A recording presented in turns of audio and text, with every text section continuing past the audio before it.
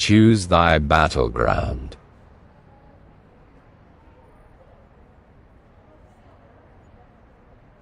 The castle.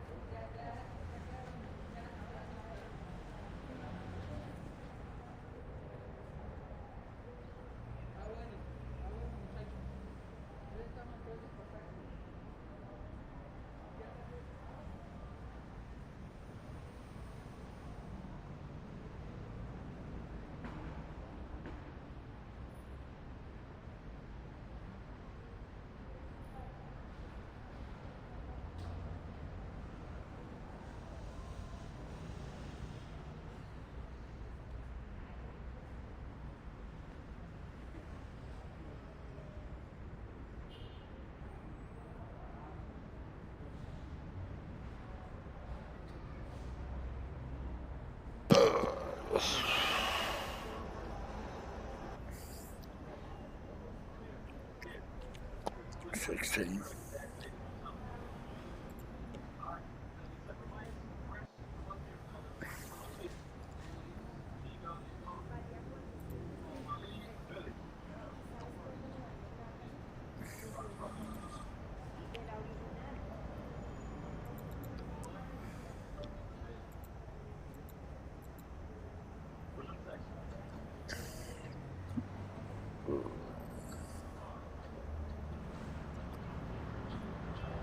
Stupid fucking fly, get off me. Fag. 2, give me 14, an ace, and 3, give me a double.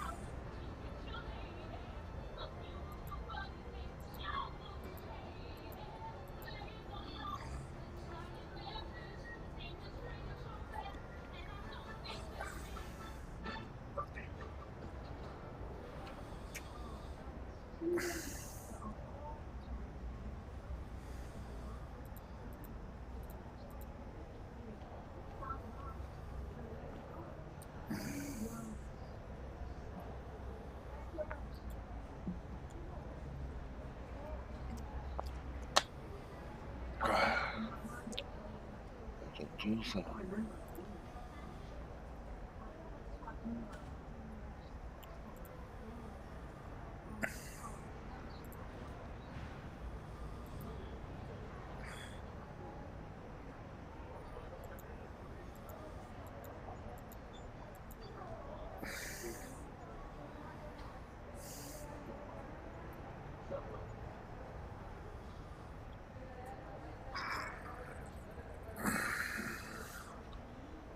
Garbage. All garbage. One of the ace would have been a club, I would have kept the clubs.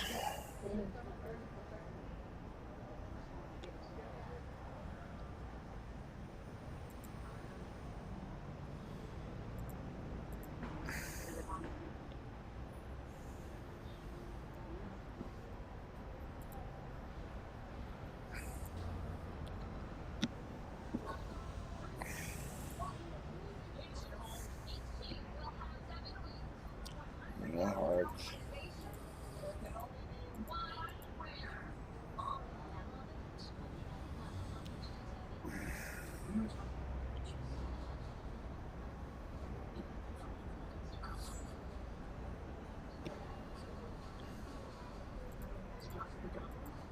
Eight would get me 24, and 9 would get me 20. 6 would give me 16. 7 would give me 21.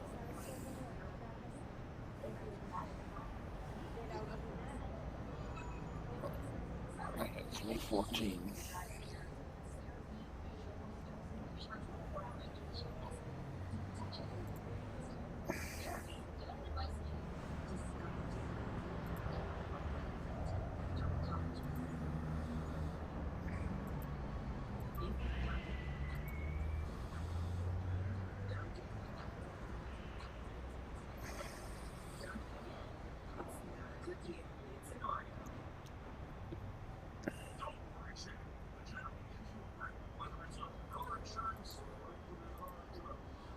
I got 6. I just need to peg 1 or get a cut that would give me 1.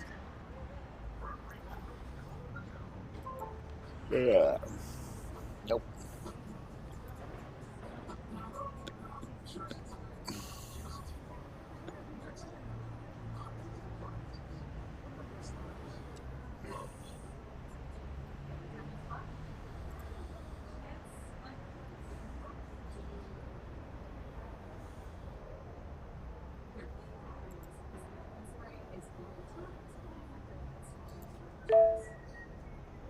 And I win.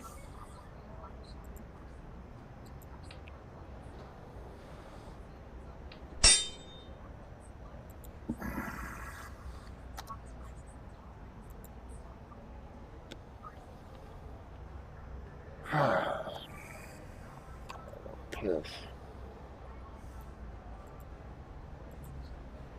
All goes to 8. 8 is the only thing that's going to help my hand.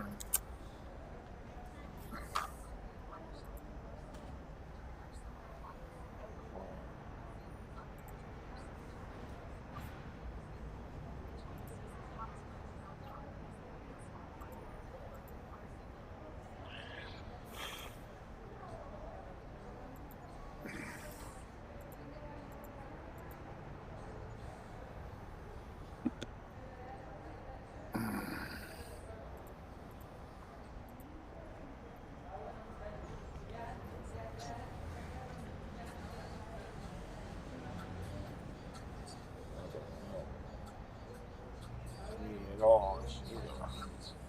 Come on.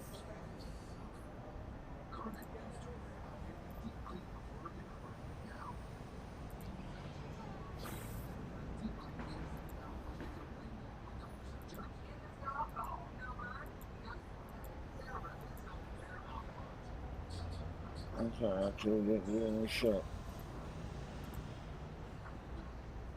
for help to him. Nope.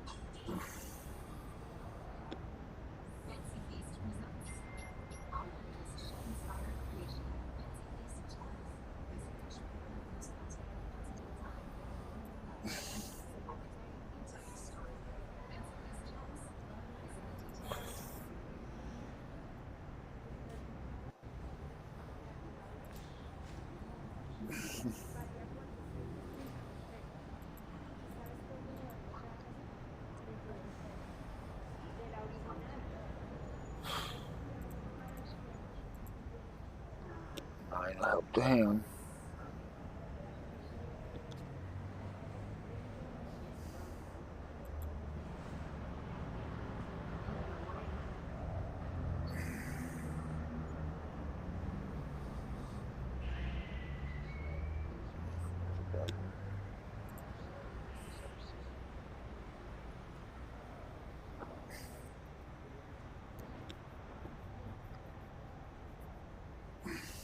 Come on, play.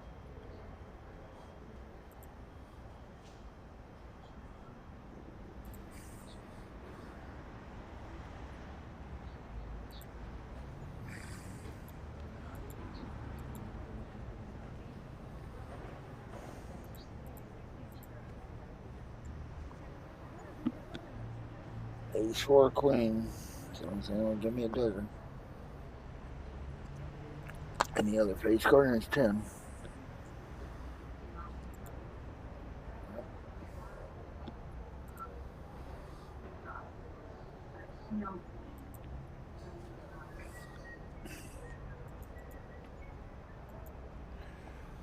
Chapter 3.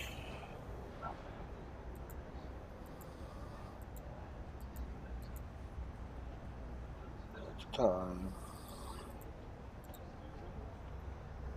Face card or a 5. Saying it's going to get me 10 or 12. Anything else in the 6. Yep.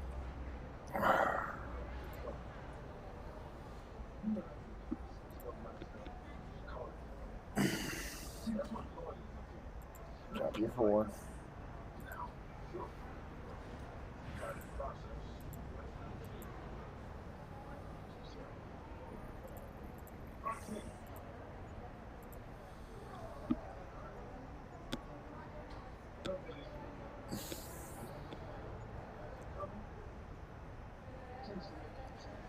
A 6 or a 9.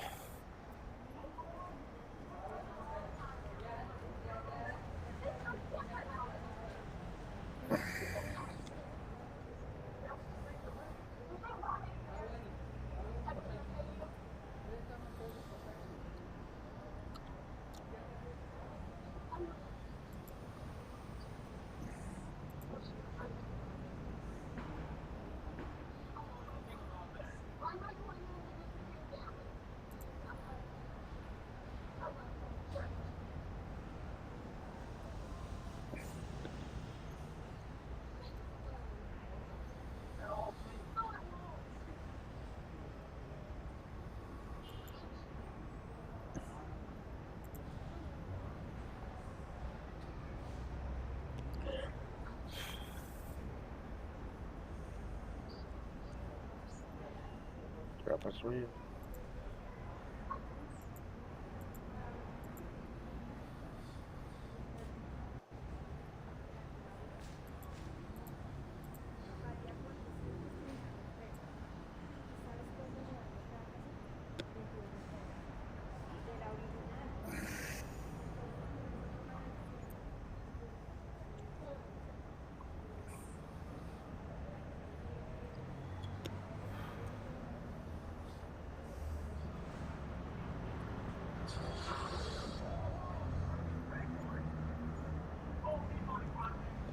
Come on, yeah.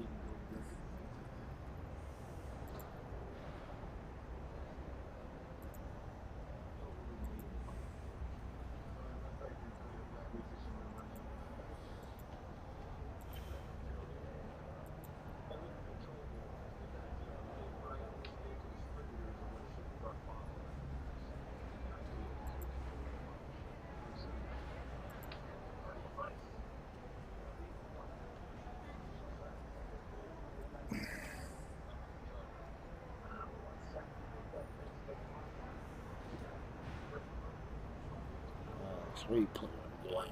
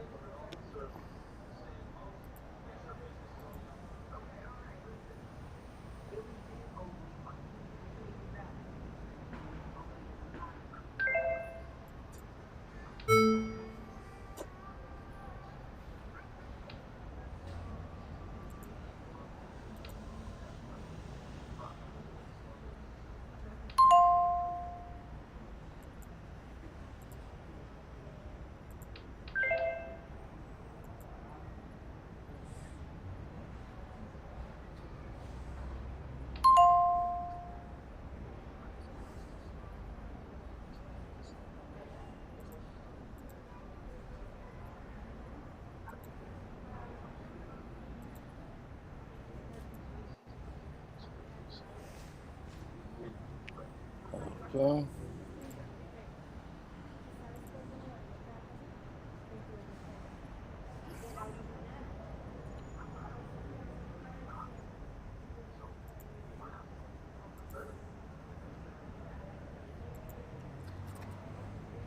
Stupid fucking fly, leave me alone.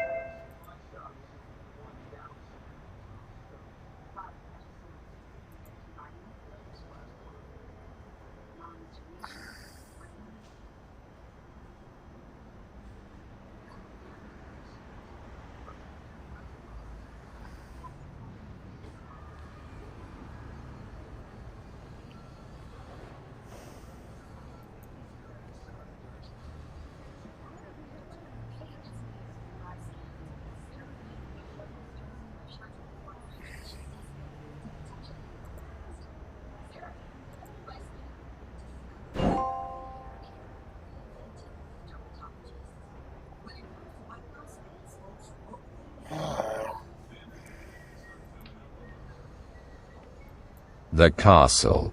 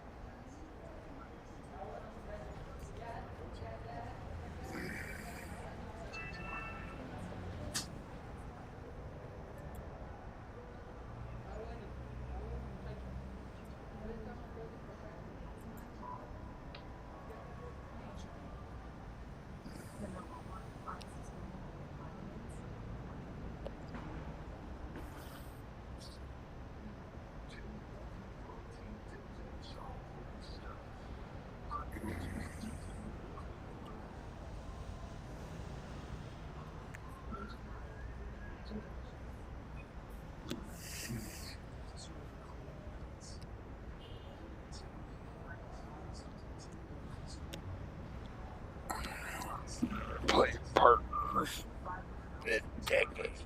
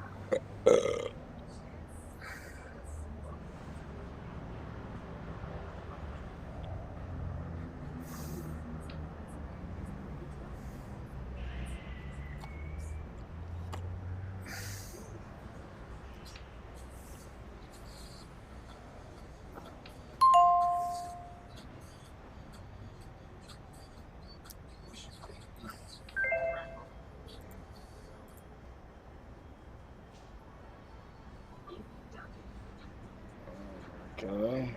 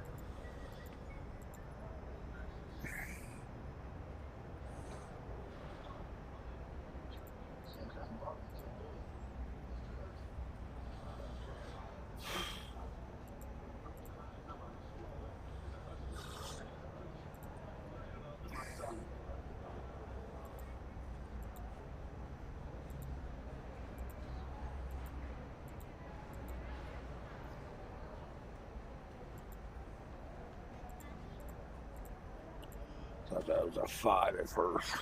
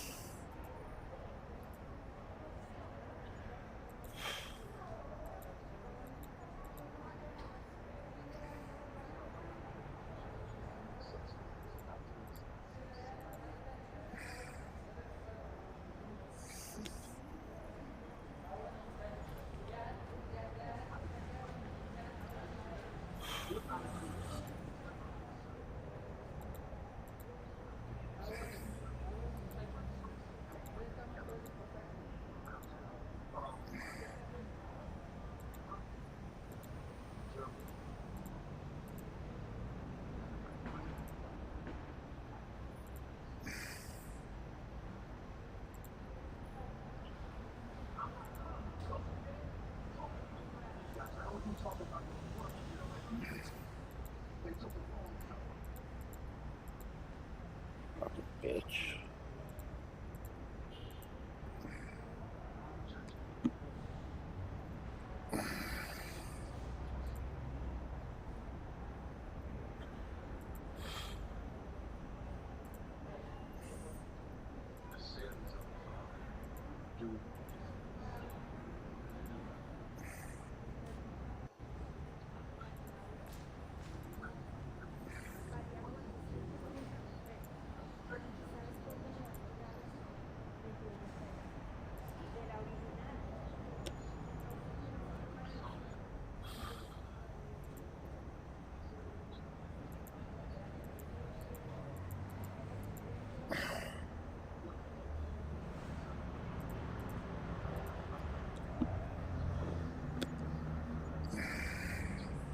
Nice.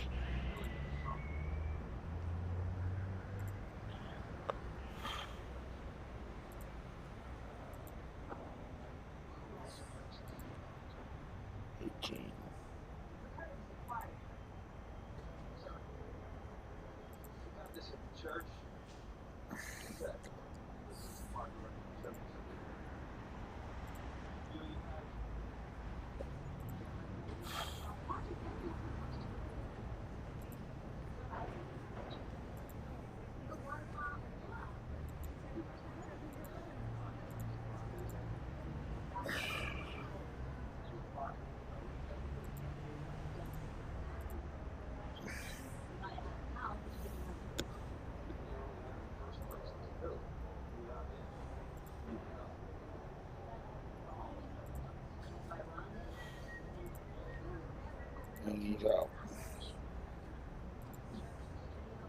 I fucking lose. Thanks a lot, you piece of shit.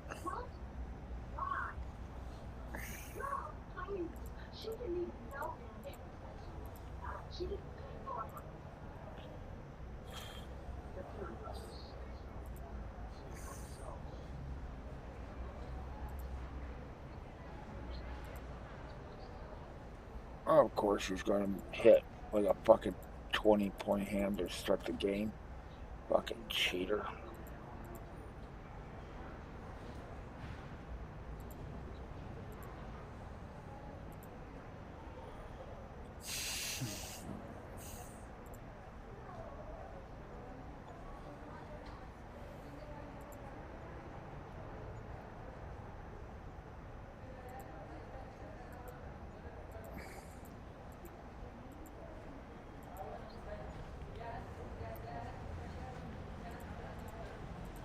Give me a 4 so I can fucking win.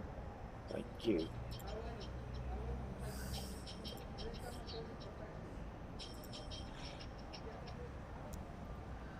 Drop your face card.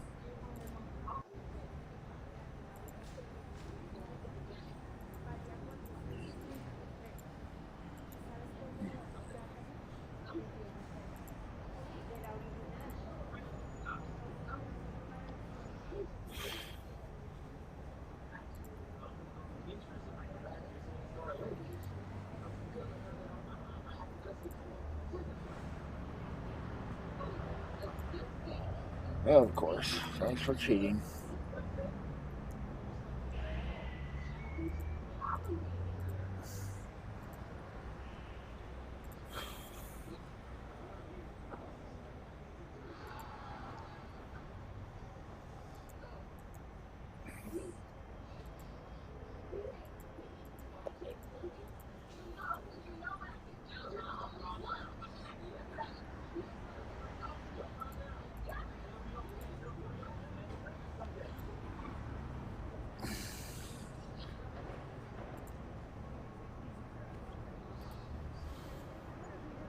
Drop your 5.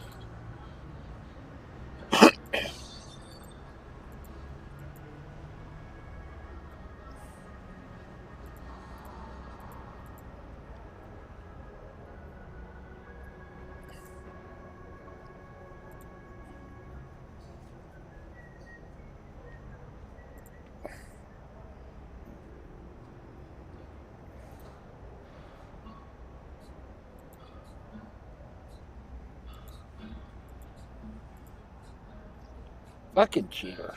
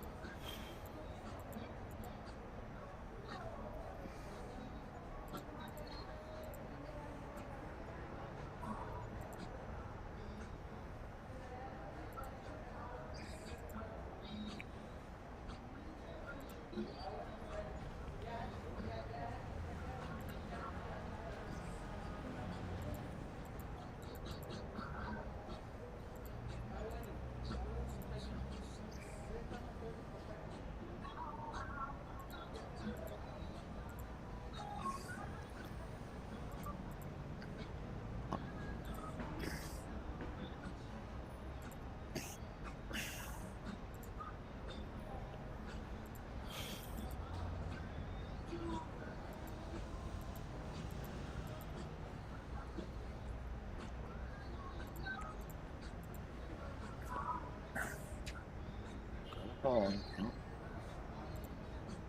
Drop your ace.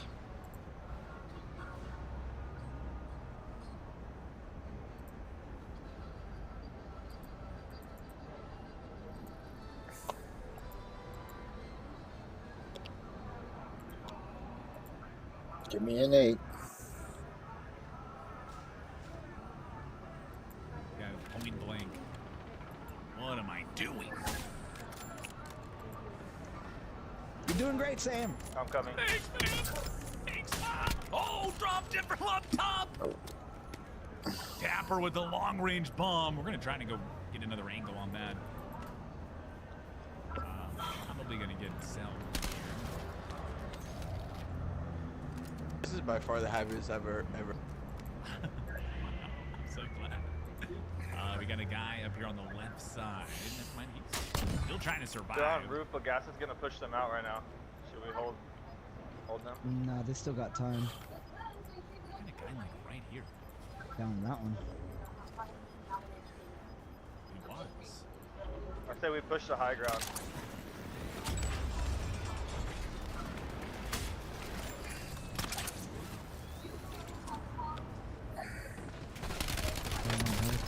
Good plays. Oh, buddy, good player, great player. Top 5, everybody. Sure. Locking it in when it counts. It's not how you start, it's how you finish. Took him out, he's gone. We got the cash point. I'll buy him back. Yeah, he's gone. Oh. Let's go grab high ground, right, guys? 2 of them. Got the play? Taking prison? Yeah, let's do it.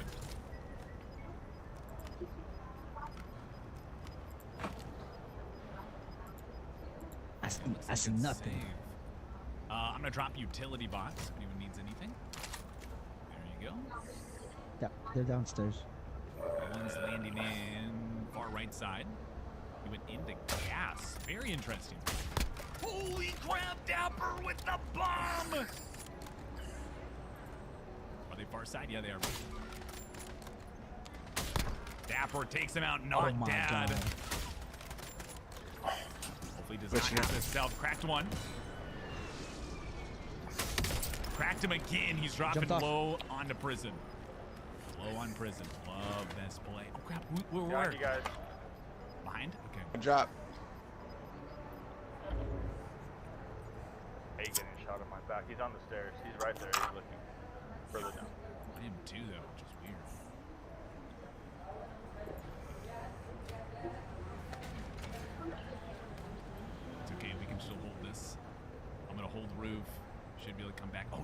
cash here. I'll drop the cash. Somebody can go buy him if you want. He's dead. Okay, don't risk it.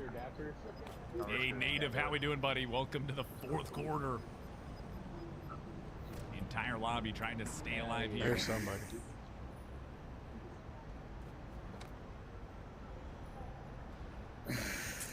Oh crap! Somebody's behind me. Oh crap! No, I'm down. That was a bad play. That was a bad play. I went too early. Crap. GG's, guys. Good shooting, guys. GG's. Dang, I made an aggressive early play and paid the price. GG's, guys. I think they're right back down. Or actually, I got Nope. down, sir.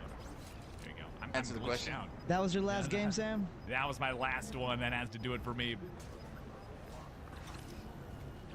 GG's. Hey, GG's, guys. Appreciate you. Okay. Let's see. Chat. We did not play the best today. All right, I got kicked around. Thankfully, we had Rowdy Rogan in the area to be able to help us out, get some wins. Low Viz was in there for a game, so keep on moving. But you guys have a great rest of your Tuesday, okay? We are for sure live tomorrow afternoon. I may be on tonight. Potentially. Maybe. No guarantees. All right, guys. We will catch you guys on the next stream. Until then, Dapper Sam. Oh, we're gonna raid out. Hold on. Don't go anywhere. Everyone on the purple end. Let's get you guys to a family-friendly streamer to raid out to. German, no. Streaming couple. Okay, here we go. We got IB Fat Beard. We're gonna do the raid. You guys show them some Dapper Club energy, okay? Let them know who sent you. Come in loud. Show some love, all right? Hey, Phoenix, it was great playing with you too, my man. I appreciate you. All right, guys, love you guys. We'll see you guys on the next one. Until then, this is Dapper Sam signing off. Bye. See you later. Good night.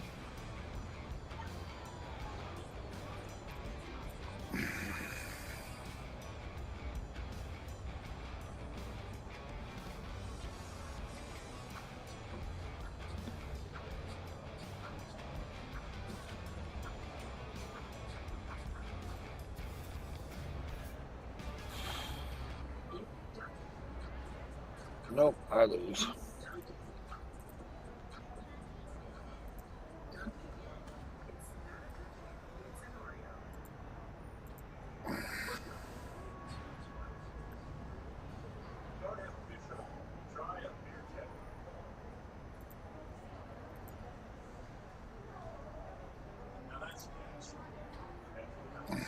Greetings, traveler.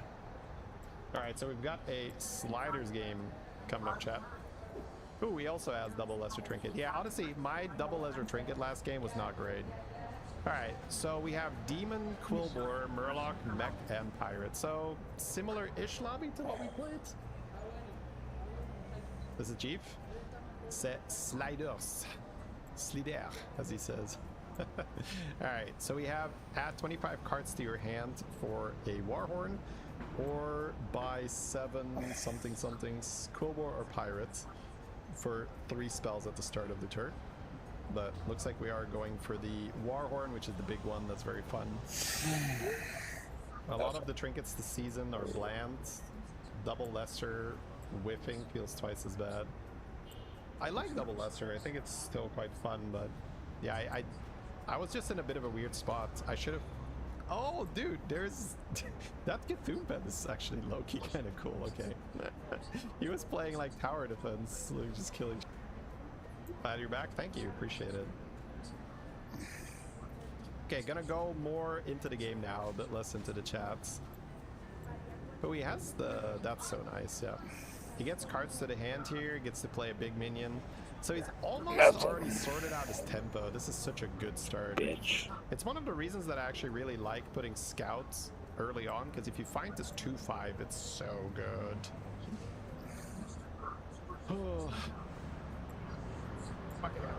Okay, he still does lose here, but he's getting way stronger next fight. Ooh. Yeah, I like buying too. That's it. Whoa!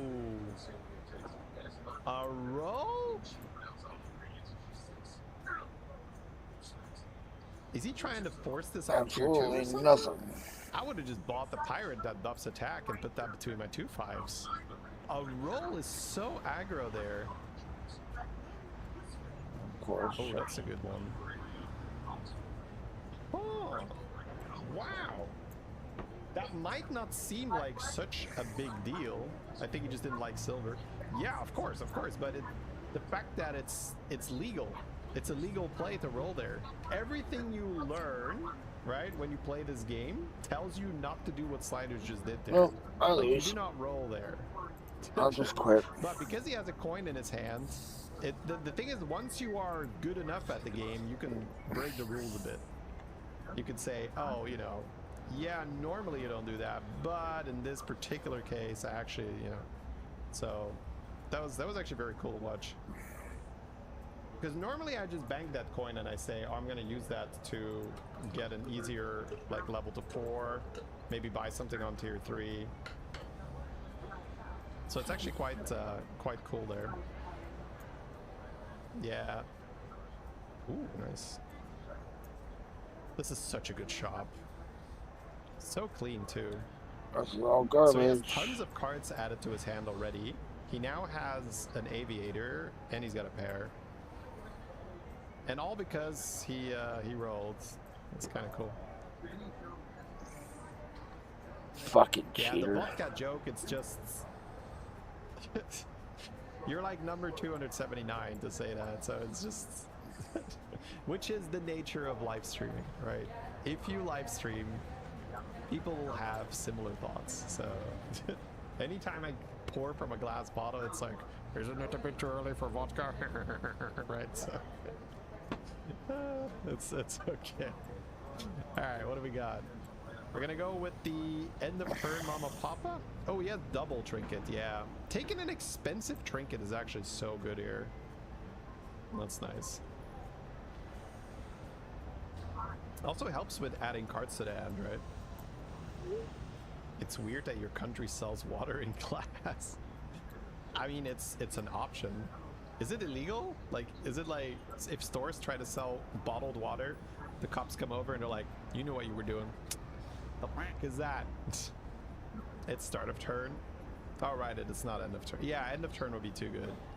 You can Drakari Game down. over. I lose. Quit. Yeah, he's not committing to Murlocs at all. Fucking bitch. This is not what committing to Murlocs looks like. This is, I'm trying to not take damage, and the Murlocs have pretty good synergy right now. That's what that looks like. Now, that is not to say that he doesn't end up playing Murloc, but he could, like, what are demons in? Yeah, he could very easily play demons this game, because he's going to have Warhorn. Pirates are in, so he can do something with pirates. He's probably going to want to do something that is battle cry related, so...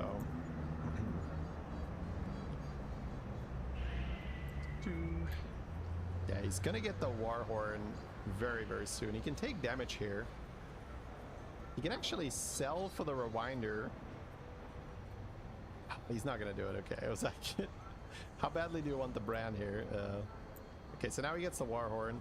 So yeah, he just does it. He plays the Golden Mama without the Warhorn. I guess you could just do that. I think you can sit on the rodeo. I kind of like just sitting because he has the big scout. And he played one scout on the board to benefit from the Mama buff to then maybe triple it later. Maybe us chatters shouldn't be so annoying so he wouldn't have to drink vodka to deal with us.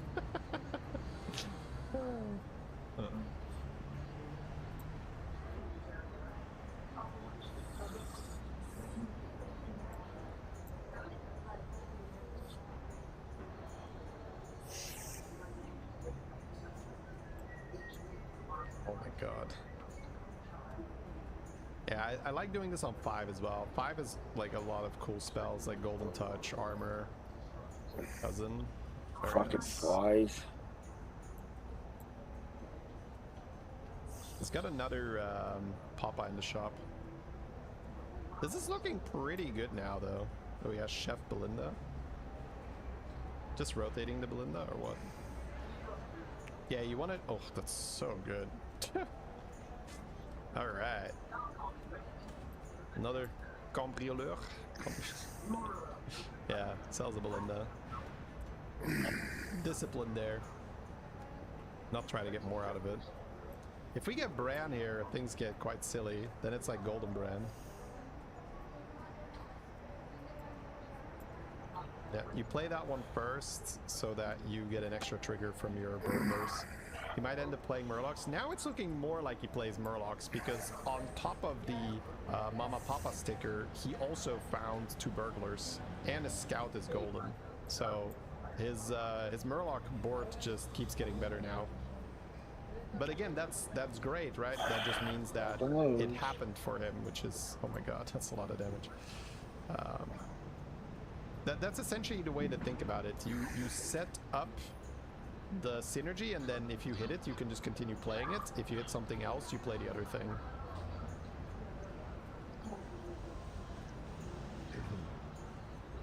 So let's see what the greater trinket is now. That's going to give us a lot of information too. Is it for real vodka? No. It's not. I'm sorry. It's not. Alright. Stop it with the vodka talk. Alright. Oh, Brad? Yeah, I like that. Shady likes Brad. Breaking news. Popping off here. I don't think we have to go to 6, right? I mean, we could, but... Oh, nice.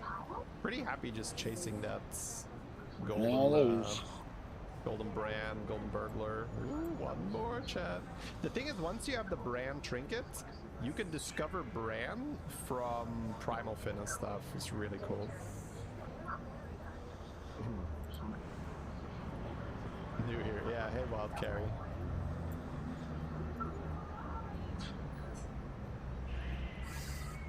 Yeah, he has its aviator back quite a bit because he assumes that it's going to take them a while to kill the unit, but that's okay. If nothing has died by the time the aviator attacks, like, you're probably winning that fight anyway, so it doesn't really matter. The hero power is Bran, basically. So he has effectively golden Bran right now. If he gets one more Bran, he will get the elusive diamond Bran. Oh, baby. He levels here because Mycologist and Coral are both pretty good discoveries. So get the 6-drop Murlocs in there. There you go. That's what I mean. You can just hit Bran. Let's go, baby. So now he's getting 4 times the battle cry. Pump and chat. There's our triple. I mean, you can triple it and just keep it. Okay, we got some bits coming in. Some biddies. That slider's good. That's pretty good. Alright, we do need some battle cries. Otherwise, it's going to be a sad golden, sorry, diamond Bran turn. Please, please, sir. Okay, okay. Big one, big one. Oh, yes, golden thing. Yes, he gets... Oh, that's it. Yeah, he's like, get out, get out. Yo, yes, chat. The turn's not over. Oh, it's not over, chat. It is not over. Sure. Play, play, play. Oh, extra money there, too. Click, click, click, click, click, click, click. Yeah, we're gonna run out of time before we run out of money. Does he care about the dire mark? Let's see. He has an aviator, but aviator's less reliable. There it is. Oh, triple. Sure. Click, clicky, clicky, click. Clicky, clicky cart. Yeah, he's gonna buy it because he's running out of time. Oh, right. He has the second effect still of the Mycologist. I was like, oil there. I mean, I like a good oil, but yeah, it's maybe a bit much for me. Okay, so ends up replacing the aviator with the more reliable dire muck. Has the second dire muck in hand already. It's pretty rare that you see a Murloc comp popping off, but he did have his early game perfectly lined up, and then his hero power is super good for it. Then he found double burglar really early on, and then he hit a bunch of primal fins, so very, very nice. The mycologist is so good too. I'm so happy that we can keep that on the board. In before he sells Garbage it down, and but garbage. hope not. So yeah, you're just looking for... Oh, that's so good. You're looking for a good spell. Like the Conch is really good. I mean, Primal Fin is fantastic too. Yeah, and then you take Mama Papa here. Sure. I don't think you care about that. Yeah. The triple, I mean. Oh, Conch is insane. That's so many Murlocs, chats. Yeah. Alright, here we go. First, play the spell to create some hand space, and it's Tad. Oh my god. Oh my, that was an insane Conch, bro. You might even hold that Murloc that generates the Conch. Fucking win, so. Nice. The Murloc that generates the Conch might be too much to play. Goddamn fly swatter. Seconds left. Because I'm Let's getting see. sick and tired of this fucking Depends on the fly. rest of his shops. I kind of like holding it in the hand, and then if I run out of steam, I'll play it. Fucking Mouse faggot fly. Really? Whoa. Wow, okay. Zarek? It's not one Zarek. Looks like we are selling that Murloc for cash. Yep. Right, he does have 4 Wisdom Balls. Interesting that he didn't want Zarek. But again, what are you gonna Zarek? Maybe not much, right? My hand is too full. Oh, the vine. That's dirty. That's dirty. You can summon. Oh, no, wait. He doesn't have Aviator anymore. I was gonna say he can summon the Divine Shield guy. Bang the panda, bang the panda, bang the panda, bang the panda, bang the panda! He's like, take the spell, take the spell, take the spell. Alright. Hello there, Pirate Man. I am Murloc Man. Bigger than you. Stupid fucking fly. Leave me the Our fuck whole board is alone. golden. What do we sell from this point? Mycologist. That's, I guess, Mycologist and Burglar. You keep the brand as long as you can. You get value from the Papa Mama. But I think that, I guess Cousin can honestly go too. It really depends on all the good stuff he hits, though. He doesn't have to sell any of these, right? But he probably wants to run more Coral at some point. Yeah, that's fine. That generates 3 Murlocs. He's not holding Biles. This is highly irregular, I say. Highly irregular gameplay here. Normally you just spam Biles in your hand. But yeah, Slider's not interested. He's like, scam, that's for nerds. I'm gonna win with stats. Look at me. Another Bob. Maybe he's like, oh, okay, never mind. Maybe he just Come doesn't want on, them just stealing quit. I stats. already I lost don't this know. game. But normally you just keep the Biles and it's like more scab, more Fucking better, basically. bitch. Slider's honorable man. Well, let's not talk too fast here. Oh, I hate putting the fathers in the shop, but wait, we've already cast. Play the No, our fucking game. mycologist is still active. Here we go, baby. I guess that's one downside for the Biles. He does less hand space now to play this Conch, so, but still, that's a lot of. Oh, right. He puts 4 in the Golden Tad. Yeah, he puts four fathers in the shop. That's funny. He has enough money though. It doesn't matter too much. So much stuff. Too much stuff. Stuff. Play the stuff. I love how he just sells his mycologist. Like, get out. Alright, cool. So we are going to keep a golden bile, it seems. Eyes is not horrible for Aviator. I think with that shielded horse... Oh, too bad. So he wanted to freeze the spells for mycologist next turn. To maybe like copy a Chef's Choice. If he was faster, he could maybe play Overconfidence this turn. But I think he's gonna hold that shielded underdog in his hands, and he's gonna use Eyes on the Aviator probably to pull that plus something else. So now that he has Golden Bile in the hand, he can actually go for more Biles, right? To just summon that with the Aviator too. Eating spell was nice. Yeah, eat was pretty good, but not the mycologist though. I think. Well, maybe you could start with that. All right. Buff.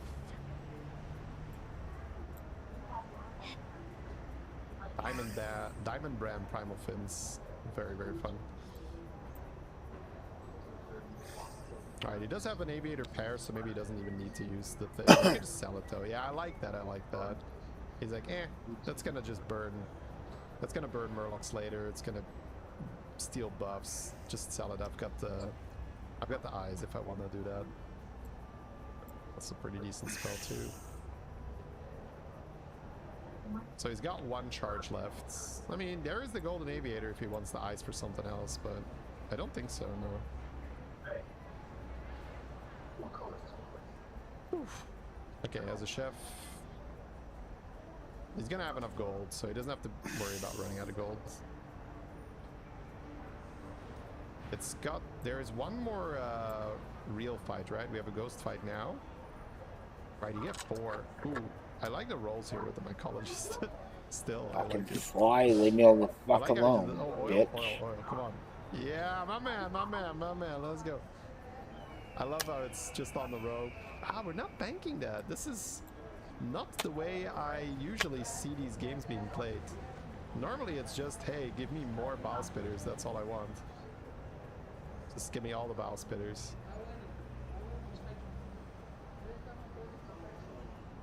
Then freeze the wooden ball. Sell the 6/6? Doesn't matter? Okay. We're going in with the 0 respect versus the ghost.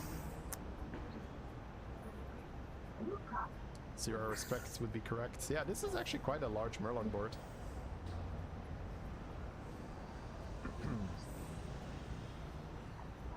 Okay, I want to see what his final board looks like, because the skips on the bow spitters have been a little confusing. But maybe there's just enough stats on his board that, well... So the reason why it looks weird to me is that he's gonna pull his scouts and his bow spitter with the Diremuck, right? So that's 2. He's then going to play the aviator, golden that with the eyes, and then he can summon 2 more again, which would be the shielded horse plus X, right? So right now he doesn't have another minion to pull, which is why I was confused that we just continue, we just see him not pick up the other bow spitter. I like that actually. He has so much money that he gets a little bit more value here. But we'll see if he wants a mutinous. I don't hate mutinous at this stage of the game. Just eat a big guy and play some scam instead. He doesn't have any buffs. He doesn't have any. Play the fucking game and quit cheating. Oh, it's fucking also cunt. not the last fight. The guy survived, so he's still in the top 3, which is fun. He could have picked Leroy to summon. Yeah. I'm guessing he just doesn't want to clog his hand right now, which is honestly something that happens to me quite often. I end up clogging my hand, and then it gets weird, and I lose a lot of stats. Maybe just picks up this bile, right? Yeah. So he probably just had the confidence that he would find it when he would need it. And he was like, it's too awkward if I keep that in my hand right now. Yeah. Again, he was trying to set up spells for next turn, but the shop kind of sucked. Okay, he does want the double mutinous here. So that was essentially the reasoning. He was going to burn too many buffs that go on the random bow spitter. Well, then it's not really wasted because you want to summon it anyway, but if your hand size is restricted, you're going to get less value from those conch plays. You're going to get less value from like primal fins if you only have like 3 slots and you pull 4. So it's all these little nuances that are fun for me to see, like how he sets up his endgame board, because that's a very big skill set. Oh, he got the triple because he had boards. Yeah, all of a sudden had hand space. He did have a lot of gold because of those oils. It's very funny. Alright, first play the minion. If it goes on a minion, you have the mutinous. Yeah, the classic. The classic coral. That's a big coral. So we're playing a second. Ooh, we could also play the golden bow. I kind of like that too, yeah. Playing golden bows and attacks early is generally better than pulling it. He's got 2 more bows in his hand anyway. There's a horse. Another golden bow? Okay, sure. Stupid bar. Could just get more now. Yeah, I forget it's golden brand, right? So he's getting 4 from the... If you're confused why he's getting an extra proc, he's got golden brand plus the Warhorn battle cry quest, so he's getting 4 battle cry triggers because the brand is golden. Switch hero power. No, say it ain't so. Ooh, get that 1 extra jug before we switch hero power. Eyes on the other... Ooh, Flurgle? That's fun. You don't really need it though. Game's over. I kind of like another hero power switch here. Yeah, Flurgle doesn't really matter if the game's over. He's checking whether it's negative to go for the triple thing. He deemed it not negative, so it's just gonna go in. All right, so what is actually getting summoned here? A golden vial and the thing. We're not summoning much, honestly, from the second wave, I would say. This opponent has a pretty standard good board where he concentrated all his stats onto cleave and then added a bunch of scam. So if you're ever wondering why do the high level players really recommend putting all your stats on as few minions as possible, it's because of exactly this, right? Cool. All right.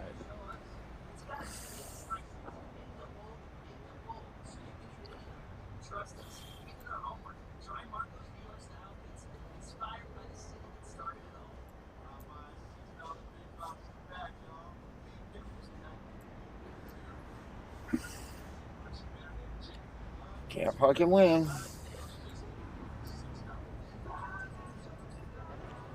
Fucking cunts.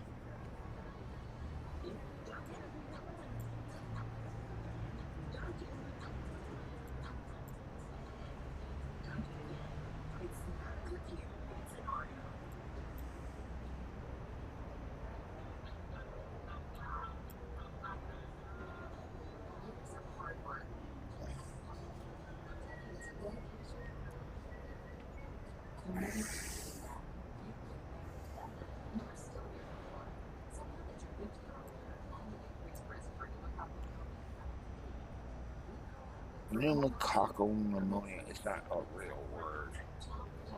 Fucking morons.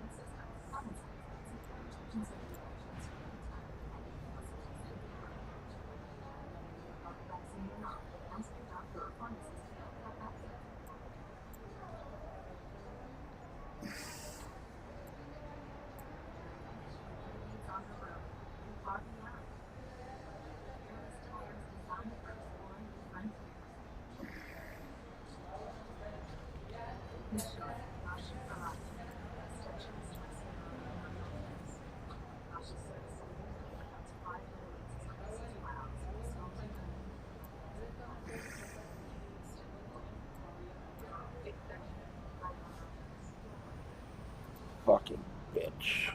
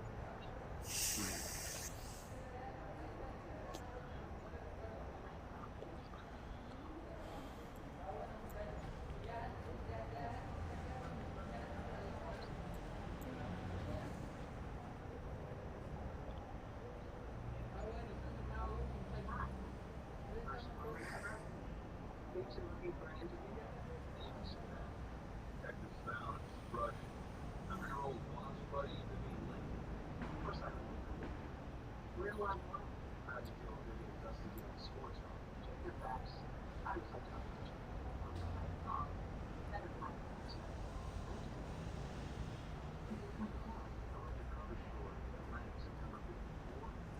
moves left. This is myself.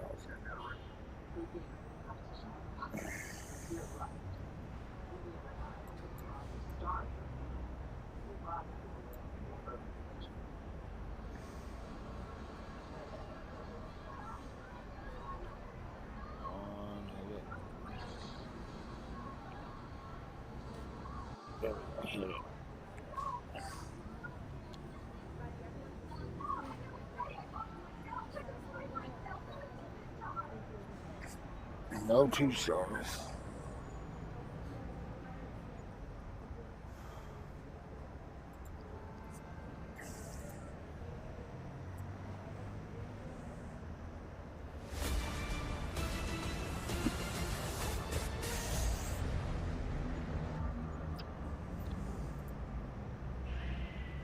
Howdy folks, hope you're all having a good one, and welcome back to a game of throws in World Warships with Rear Admiral Jingles. We have a Tier 10 ranked battle for you today, domination mode here on the Faroe Islands. Ranked, hence the limited team sizes. And the star of today's battle is the King's Chariot, here in a all-steel camo HMS Minotaur, the British Tier 10 light cruiser. He wasn't expecting anything remarkable today. In fact, he was chilling in voice chat with his friends while watching the Canada versus Qatar match in the World Cup. But the best throws are the ones that take you by surprise, and this is arguably not one, not two, but a triple throw. You'll understand when it happens, although I would argue that it's actually, and I can't believe I'm saying this, only a double throw. You'll know it when it happens. So, Tier 10 ranked. King's Chariot is, yes, do not adjust your sets. He is sailing a radar Minotaur. I think they're actually becoming increasingly popular. Or at least they are amongst the people who send replays in. As far as the matchmaking is concerned, there are some imbalances, but nothing outrageous.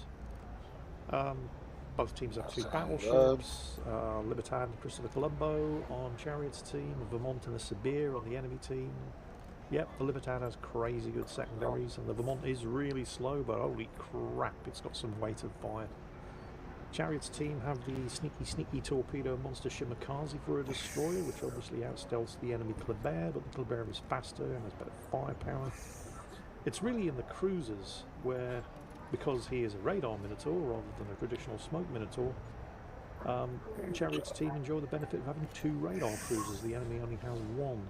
In the shape of the extremely capable USS Worcester. They do have another Tier 10 American cruiser, the USS Austin, but the Austin's unusual in American high-tier cruisers for 2 reasons. 1, it's semi-armor piercing ammunition, and 2, it does not get radar. I have no idea what the Kushiro is. It's obviously Japanese. Beyond that, your guess is as good as mine. I have to admit, I was curious, so I googled it. It's a Mogami. Except not at Tier 8, at Tier 10, and except not with the 155mm guns that make the Mogami good at Tier 8, and instead with the 8-inch guns. So, it does get an exhaust smoke generator though, like the Italian cruisers. Oh, speaking of which, there is the Kushiro. Hang on a minute. Is that? No, that's high explosive. For a second I thought it was semi-armor piercing. It isn't. It's high explosive ammunition, but he's obviously got a special captain. That's a loss. And coloured shell tracer. So the Kushiro gets 1 salvo off with its 8-inch guns and basically does nothing. Chariot gets, I lost track of how many salvos off with his 5-inch guns and shreds half of the Kushiro. Why is he backing up? You were in cover. What, you didn't get spanked hard enough? You're thirsty for more? It's your funeral. While the Kushiro...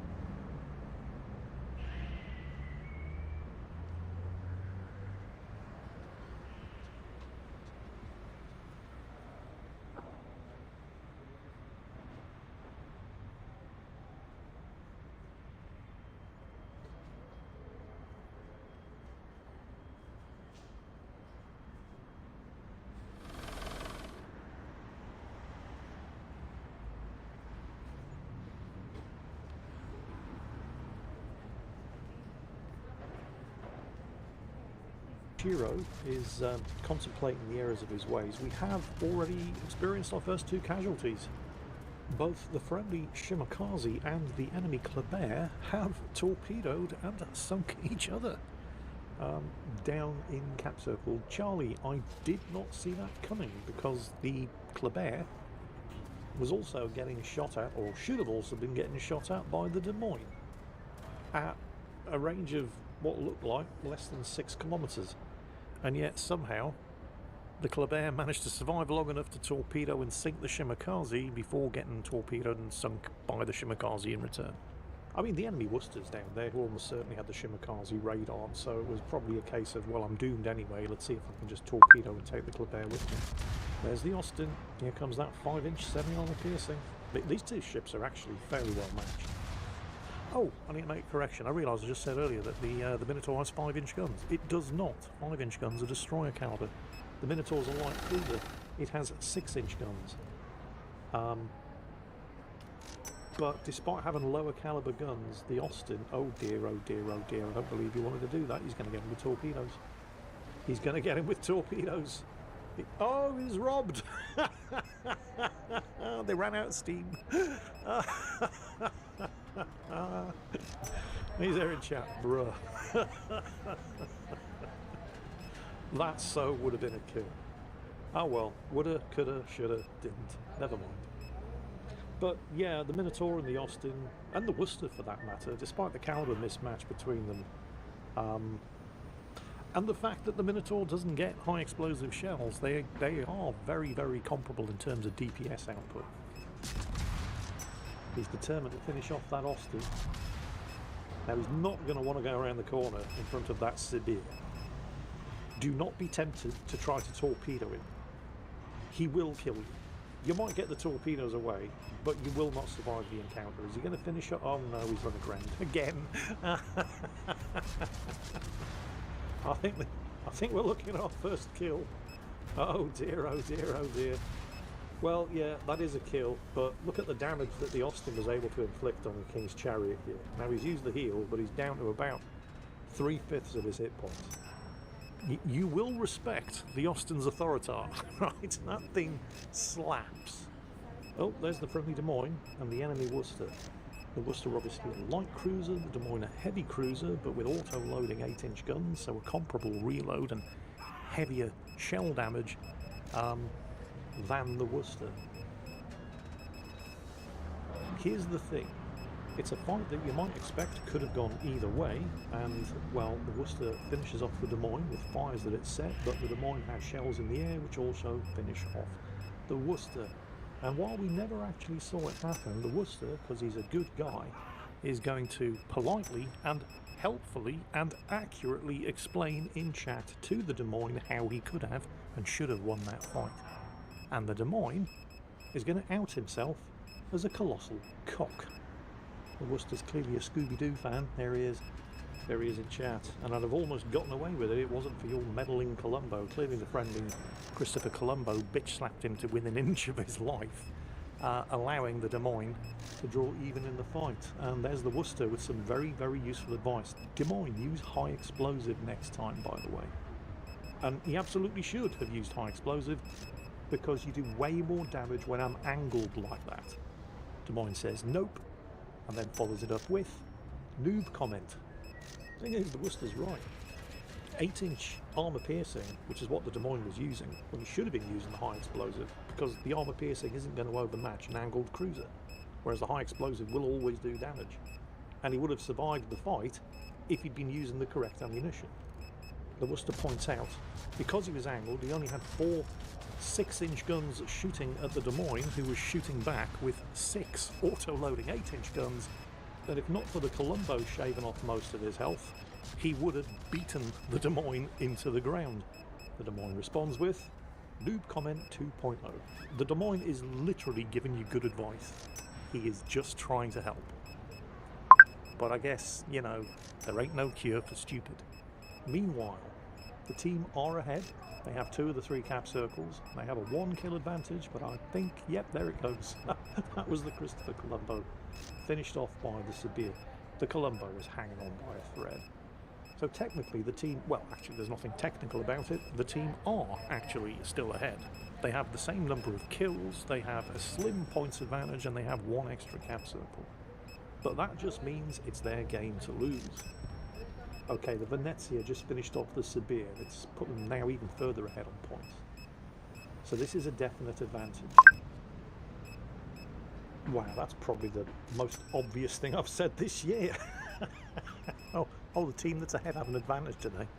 You don't say. Please, carry on. Nah, you're all right, I'm done. So the enemy team still have the Vermont and that Kushiro, and you can see by the RPF indicator the Kushiro is down straight ahead in that direction, with the Vermont off to the starboard or right hand side. There it is.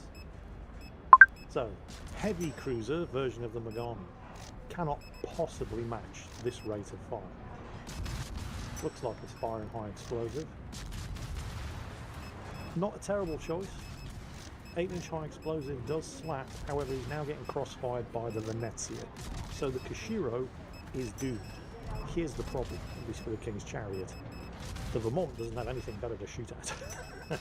That thing has a lot of really big guns. So if he can just finish off, he should have him. He's going to have to dodge the torp. Oh, this is really bad. This is really bad. Okay, he's got the Kushiro, but he's forced to give broadside to the Vermont in order to dodge the Kushiro's torpedoes.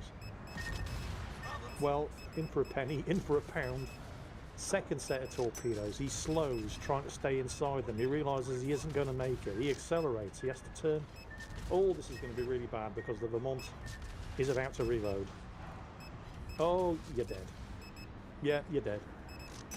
He is in fact dead.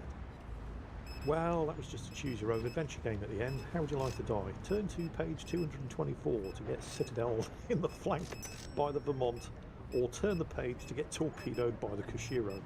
You choose. However, he did at least take the Kushiro with him, with assistance from the Venezia.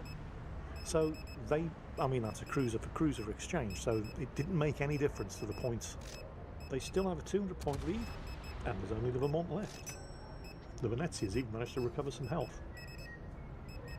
Now, the Venezia, to be safe, really should head for the cap circle at Charlie, and it does look like that's what he's doing. And in fact, that is the advice that the Colombo has given him in team chat.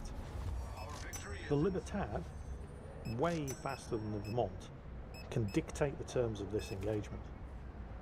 King's Chariot's there in chat saying if you have a ram flag, a ram will secure the win. He doesn't even need a ram flag, he just needs a surviving teammate because the Vermont's the last ship left alive in the enemy team. If the match ends with just the friendly Venezia alive, it's a victory. But yeah, he's not wrong, the ram flag would allow the Libertad to survive the collision with the Vermont. Now, you may be thinking, dear viewers, there's only 3 of them left. He said at the beginning that this was arguably a triple throw, although actually only a double throw. Well, observe the Libertad. What are you doing? Go! Why are you stopping? I mean, arguably, they don't need to sink the Vermont to win. They're 300 points ahead, they've got 2 cap circles. But right now I'd be asking the Libertad, I mean, do you really want to allow that Vermont to crawl off and sink the Venezia? Or you could just end it now. All you have to do is, you don't even have to shoot him. You're full health, you can just ram him. Okay, right, he's gotten the ship in gear. The Venezia, very wisely coming to the conclusion that he'd best get his arse into cover while capping, because that Libertad's trying to get him killed. The Libertad, realising, oh yeah, actually, doesn't matter if I don't survive as long as I kill. There he is, the Vermont. Now, that was a big hit. Which could have been avoided by just pulling the tighter corner around the island, but whatever, no citadels, it's fine, he's still got this. Just accelerate, you're in a fast battleship that has physics-defying manoeuvrability. How are you managing to fail to catch and ram a battleship with a speed of 23 knots? Why are you slowing down? What are you doing? You know, the only possible thing that could make this clusterfuck worse would be if the Libertad were to suddenly turn and expose its broadside to the rear-firing 18-inch gun turrets of the Vermont. There's throw number 1, while the team were at 958 points. Now over to the Venezia. Okay, he's backing up. Good. Because, yeah, you've got a high-speed smoke generator, but you're a heavy cruiser, and you have a heavy cruiser smoke firing. Don't shoot at him! What are you doing? Why are you heading towards him? He can see you now, and you can't see him because you fired. You'll see him soon, though, because he's going to fire back. Oh, here it comes. And there's throw attempt number 2. And then rather than continuing to close the distance and finish him off, the Vermont puts an island between the two of them, which is arguable throw number 3. But I'm going to let him have that. Oof! Because the Vermont did that to get the rear turrets out. And honestly should have won, because he left the Venezia on less than 300 hit points. If it hadn't been for the damage-saturated bows, that would have been a win for the Vermont, because he just didn't have time to make it around the island, so the rear turret shot was his only option, and it should have worked, but, well, commiserations to the Vermont. He totally did not deserve to lose that battle, and I'm not entirely sure that the King's Chariots team deserved to win it. After that display from the Libertad in particular, and then the Venezia as well, who suffered a sudden rush of shit to the brain, trying to win harder, and then, well, too late, realised his error, backed up into cover, didn't actually make it into cover, and then was only saved by the poor Vermont rolling snake eyes. Otherwise, yeah. So we ended up with a double throw, both from the Venezia and in particular the Libertad there, and yet the team that threw the hardest ended up winning. Proving once again, as if any further proof were needed, that if you can't take a joke, you shouldn't be playing World of Warships. Hope you all enjoyed it, and as always, take care. I'll catch you next time.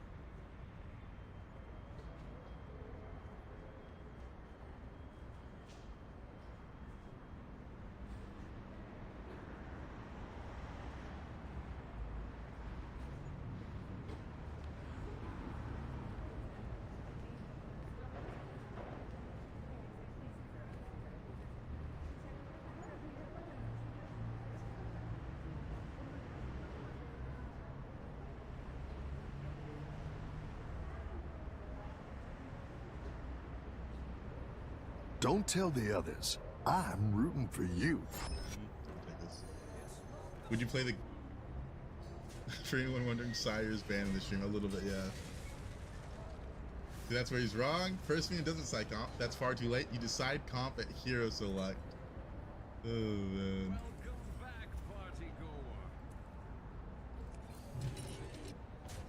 But first time playing around that trinket, and that undead just got buffed, so it's hard to say, right? But I definitely would have had more stats if I got your card.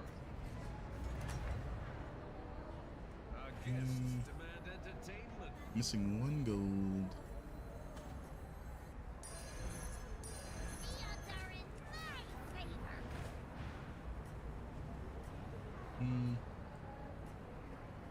We'll buy this. Don't know which one we'll use first.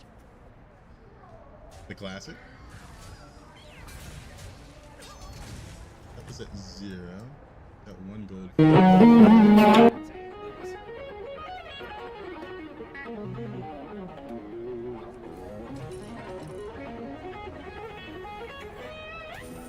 little rusty today. Pick another one.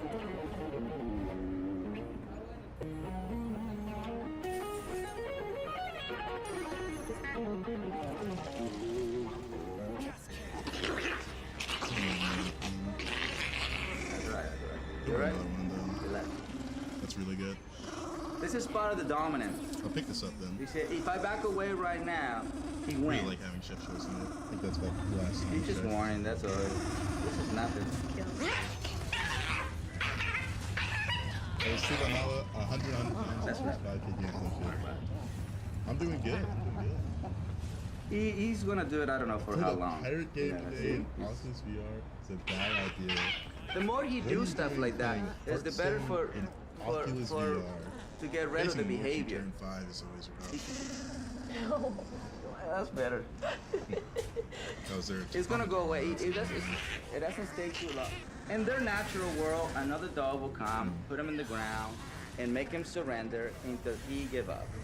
Well, because human has never done something like this to him, he never surrendered to human. What human finished doing is human finished being fearful of him. Typewriter with dad in the shop is really or giving him affection, or giving him a cookie, or giving him a toy so he can calm down, which that's not going to erase that problem. Right. Just a calmer sort of energy, you know, making him surrender will get rid of this issue in a matter of no time.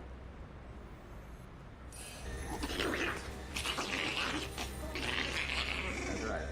You're right. Relax. This is part of the dominant. I just prefer to not buy dog shit here. Hey, buddy. I have some bad news. Me too. Oh, no. You go first. Sorry, I hit this Michelle hit cheated that. on me. I guess I have some good news, actually. Michelle got hit by a bus. I want my second buy to be something useful. True or false? Yeah. Damien Priest once knocked out a drunk driver in front of his mother. True or false? And don't want this one. That's probably true too. That's fine. It is true. It is true. You can't fight in front of your mom. Well, you gotta. Someone gets get in your face with your mom. Boom. You can knock him out. Priest is a Depends on the value trades, really. No. Yeah, you're saying what a little bit of That road was rage. not what we wanted to Punisher. see, You though. And he gets the reset? Yeah, definitely losing then. True or false? Damien Priest once knocked out. TikTok looks like Syracuse sometimes. That is not me.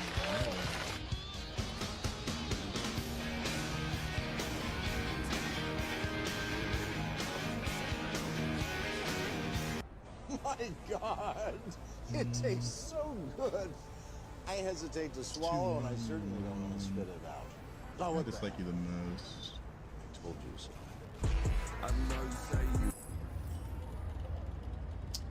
Yeah, I'm gonna hit that.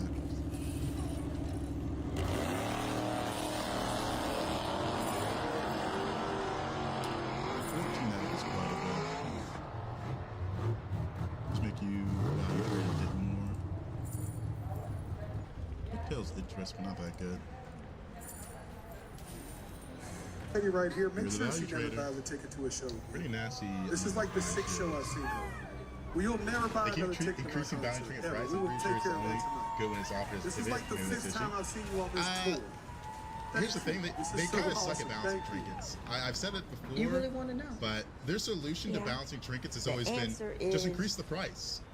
You So when motherfucker! people take it, You they really want to know? usually lose the next fight Yeah. or something, right? The answer It's a is- bad solution. You They need to figure motherfucker! out You really want to know? because they don't like changing Yeah. the trinket themselves. The answer is when they really should. This is really good for my spot. Bobby, it looks like your mom got pregnant off pre. That's technically a trigger. Hey, ain't she built I like really one of the love when strippers they in Grand Theft Auto? Hey, hold on, let me see you move like this. play your cards Let me straight. do it. Bobby, it looks like your mom got pregnant off pre. These guys are really decent still. This is why this issue refuses to disappear. I'm playing with the brand new people. They don't know what the f they doing. That's really good. Biscuit, what the f? Get your ass down here. That's when you get another prize. Hey, no, Bud. And Juliet.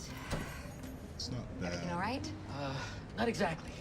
And by that you mean...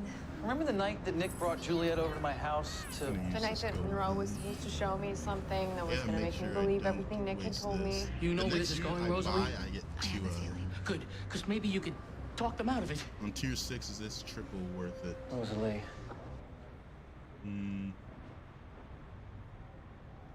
The Nala's not actually bad either, since this is an undead pirate.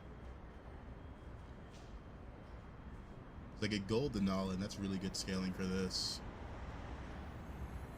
Yeah, that's actually really good. Let's see what we get from this. I want to keep it to the telescope. Alright, that's really good. Please no more Nala. It's really good scaling for this card. Like, this card now buffs 4 minions. A gold Nala with a Rogers isn't bad. And this is a dragon. Who knows? Dang, that is a lot of Chromatrix he's getting. Nala to prove a point. I mean, this is like, it's the mid game, right? This is a really good point for me to go for Nala, right? When we pick the hero that generates spells. Maybe we are forcing it.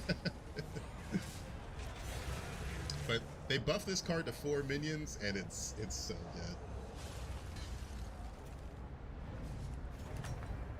Like, we know that card's good. 2 copies make something golden for pirates, but it costs 7. Stitch Needle they probably should have removed because it's so bad. I'll take the keg here. I think it's the most useful one, but I kind of hate all of it. We're always hitting this. Buy that.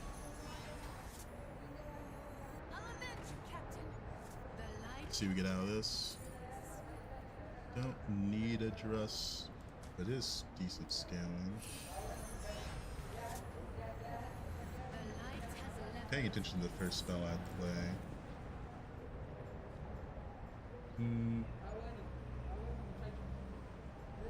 Don't care about you, don't care about you. You're in...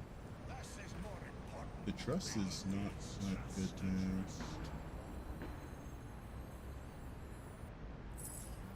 We can put both of them in.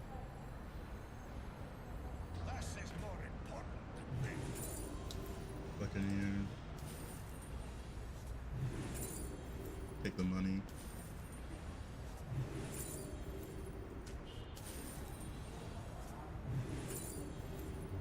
Hooktail's really good because it's a dragon. I guess we already got a dragon though. Don't care that much about it. You need a taunt. Yeah. We picked the dress, but we don't care that much about it. Here's Belinda. Not a good spot for Belinda. Get these. Another Buccaneer. Another Admiral.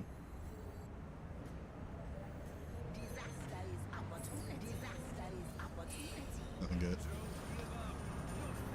That's pretty good. What is this called? The game? The comp? What do you mean by that?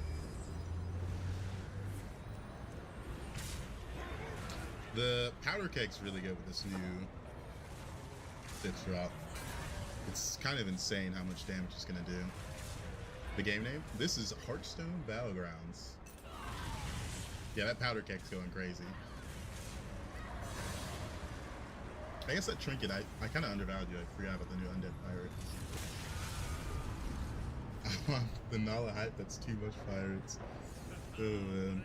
I'm not gonna hit this one, let's get a privateer. I'm not a coward. I'm all about damage cap.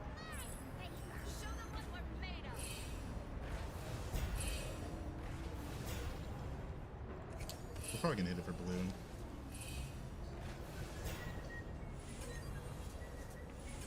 See what we get. It's probably the last turn of this. You served me well.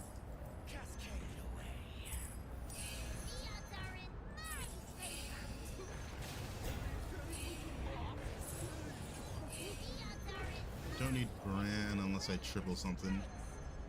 No, we might triple something.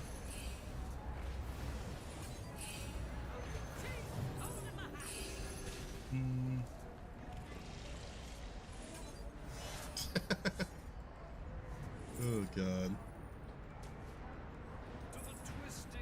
You can buy that. Got 2 of these. Useless.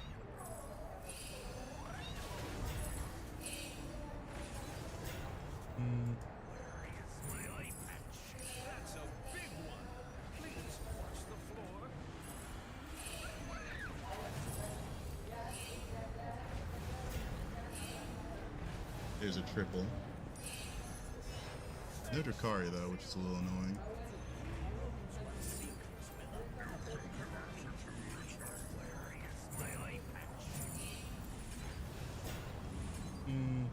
Heavy Brand triple. Alright. Ravager, we need Titus. Did I skip Titus? Fuck. I'm thinking a lot.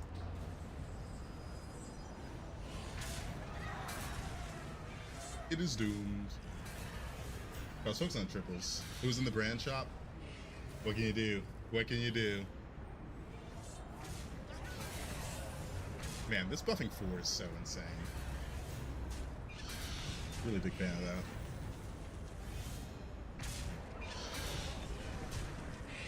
that. Nasty board. I don't really need to swipe that Bally's like this, but eventually I do want one. I was worried about the going fast and triples. Buys Brand then plays Battlecries with Brand in hand. I knew I was doing something wrong. Nah, we needed the triple before I could play the Brand. It was more of a preemptive buy. A preemptive buy. Alright. Hit these. I'm not gonna risk it. I have so many 6-drops I need a triple, man. Surely I hit them. Surely. Don't really need that one.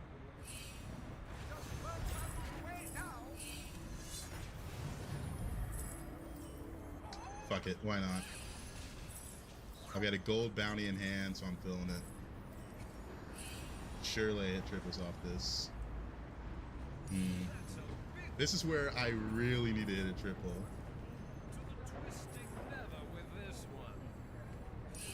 It's too important. I'd rather get gold back.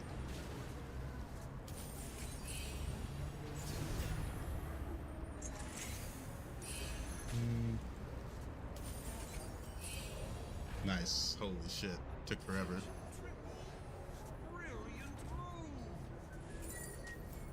No time. You only need one of them. I've done that. Holy shit. Hold that in hand. Fuck.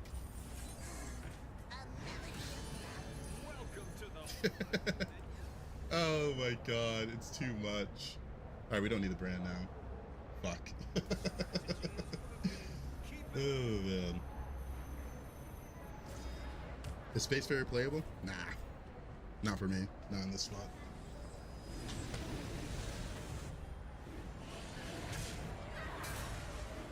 Oh god. Wisdom Ball actually did something insane this game. Look at my fucking hand, dog. Oh my god.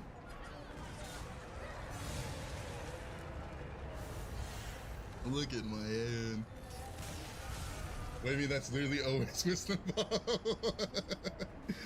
Oh man. We're playing with different Wisdom Balls, clearly. I don't care about you. You're actually kind of a lot of scaling, but it's so awkward. Gotta make sure I do this right.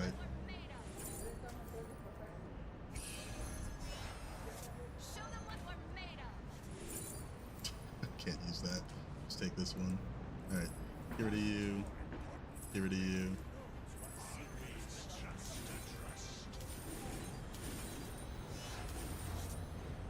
Don't need that. We're getting a little cheeky dress scaling.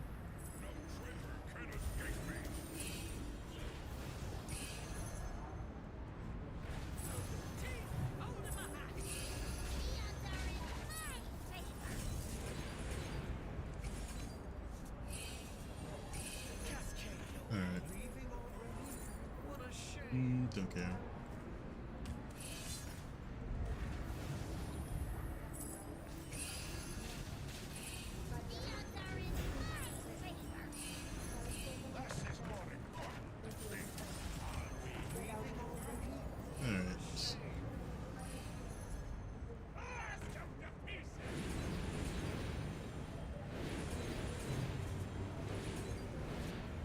We're into Ghost this turn, so we gotta put the Titus in. Oh boy.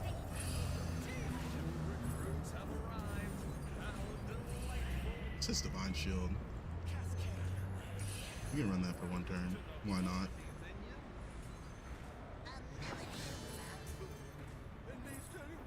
Save that for real opponent. Save both of these.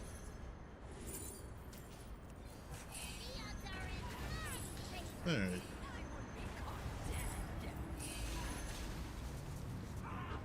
That's so much gold.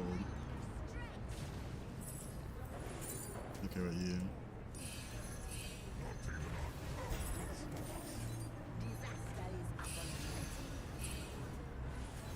Oh, I was supposed to play the Jakari. Fuck. I thought I played Jakari. Holy shit. What's Ties here for? The Trinket. The Powder Keg. Star Combat, give 3 friendly pirates Death Rattle, summon a 1/1 Sky Pirate, and give this minion's attack immediately. It's really strong. Because then that can trigger multiple times, which is a bit scary. I need to taunt this Divine Shield on. Alright. Really good with this Nas Storm, man. Iron 6.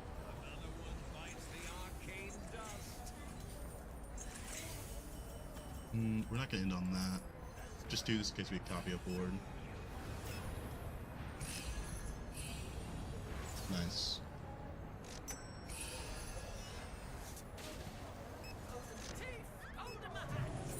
Don't need you.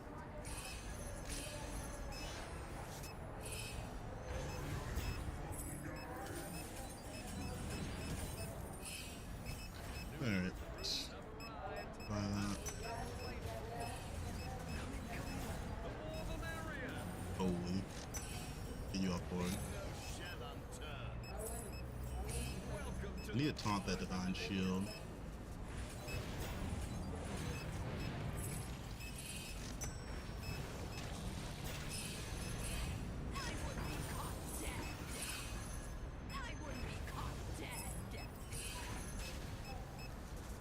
Oh boy.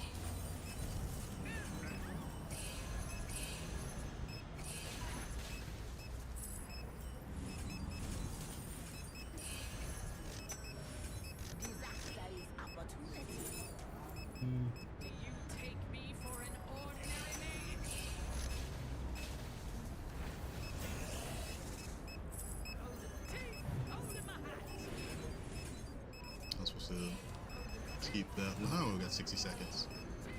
Holy.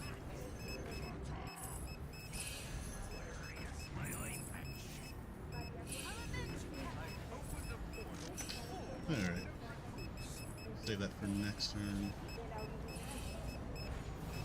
Hit that, hit that. No treasure can escape me.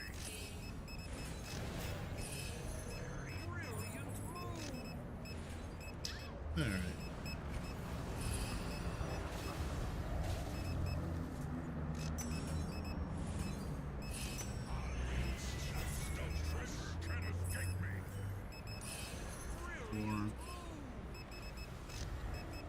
I just need 3 pirates on board.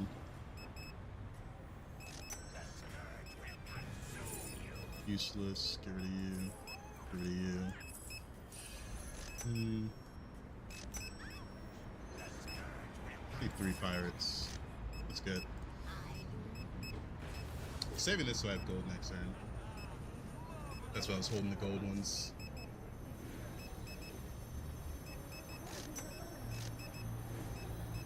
I'm gonna untaunt this one, but let's see. Got a pretty nasty board.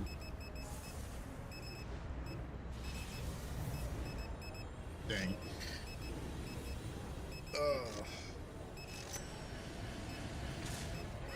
Him killing that one makes me a little unfavored.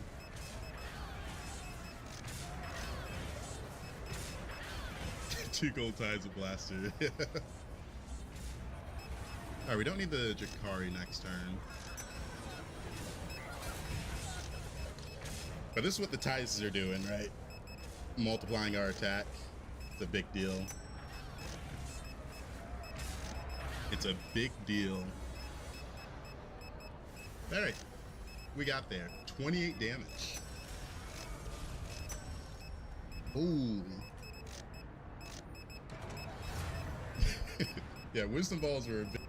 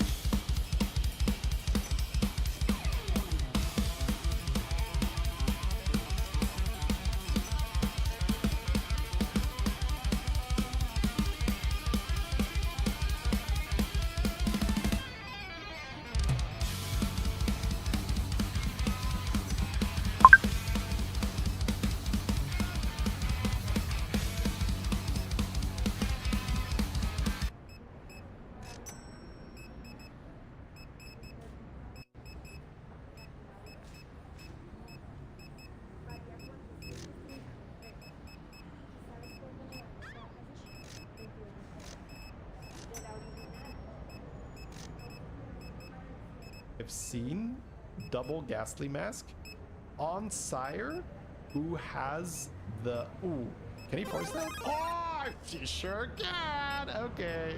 Yeah, I guess he's pretty good at this game, huh? Talbot's actually also good. Damn, wait. Off the Menagerie. Oh, Dracario. Oh!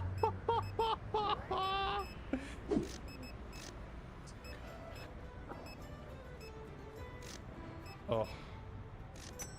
Oh. So that is a 0. Oh. What he's doing with that golden Falbet, his whole goal is to just roll 0 neutrals. Another fauna, it's golden. Oh. Oh. 1600 and then it gets ×2.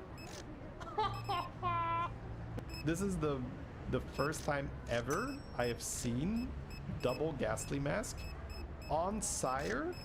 And I find myself dangling by my neck cutting off all circulation. In order to make that spot happen, the top two ropes, the middle rope and the top rope, actually have to be loose. They have to be loosened more than they normally are. The secret when going through the ropes is to actually dive your head as evenly through the two ropes as you can, but as you're doing it, make sure you grab the ropes with both hands, and as gravity does the work for you, it will make it look like you were stuck. It will make it look like something that wasn't supposed. What's your strategy this time, partner?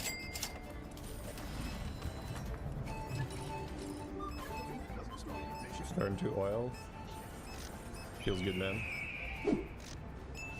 Yeah, I got the thing to ricochet with. Oh, that's amazing.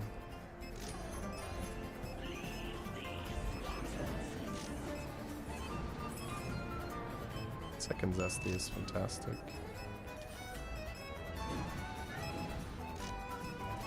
Yeah, getting that oil on turn 2 was silly. We just got propelled one turn ahead of the curve.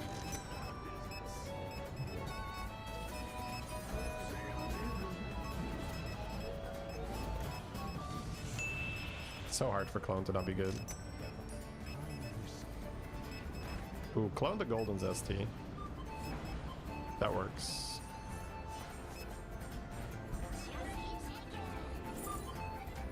Copy first to play more of them, right? Huh? What? Did you lose your effect? Small indie company, I swear to God, bro. Like, what the f is that shit? That's pretty annoying. If I knew that, maybe I copied the bluesy, right? You better be reset next turn. If you don't, like, work anymore, then that, bro. Okay. I was like, where's the lightning symbol? It's right in front of you. Okay, cool.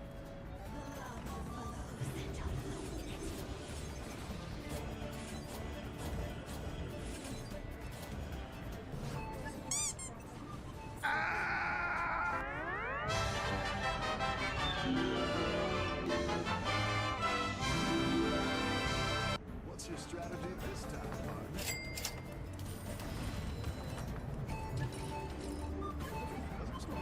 Turn to oil. Feels good, man. Yeah, I got the thing to ricochet with. Oh, that's amazing.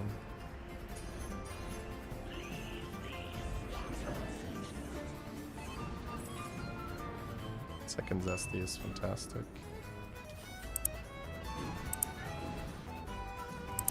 Yeah, getting that oil on turn 2 was silly. We just got propelled one turn ahead of the curve.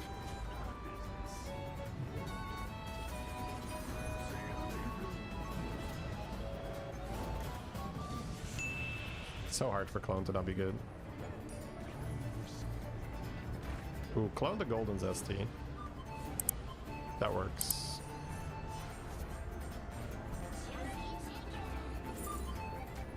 Copy first to play more of them, right? Huh? What? Did you lose your effect? Small indie company, I swear to God, bro. Like, what the f is that shit? That's pretty annoying. If I knew that, maybe I copied the bluesy, right? You better be reset next turn. If you don't, like, work anymore, then that, bro. Okay. I was like, where's the lightning symbol? It's right in front of you. Okay, cool.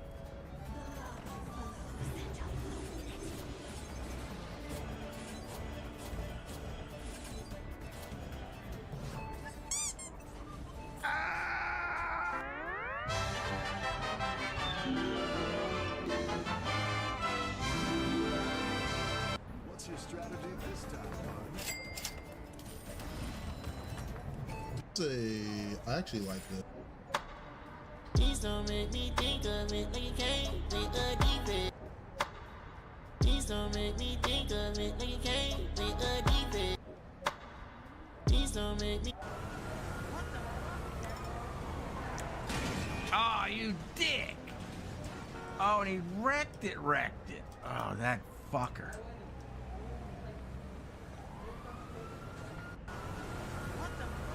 Think of a number between 1 and 70. Can you tell us what's the number you're thinking of? You can say it.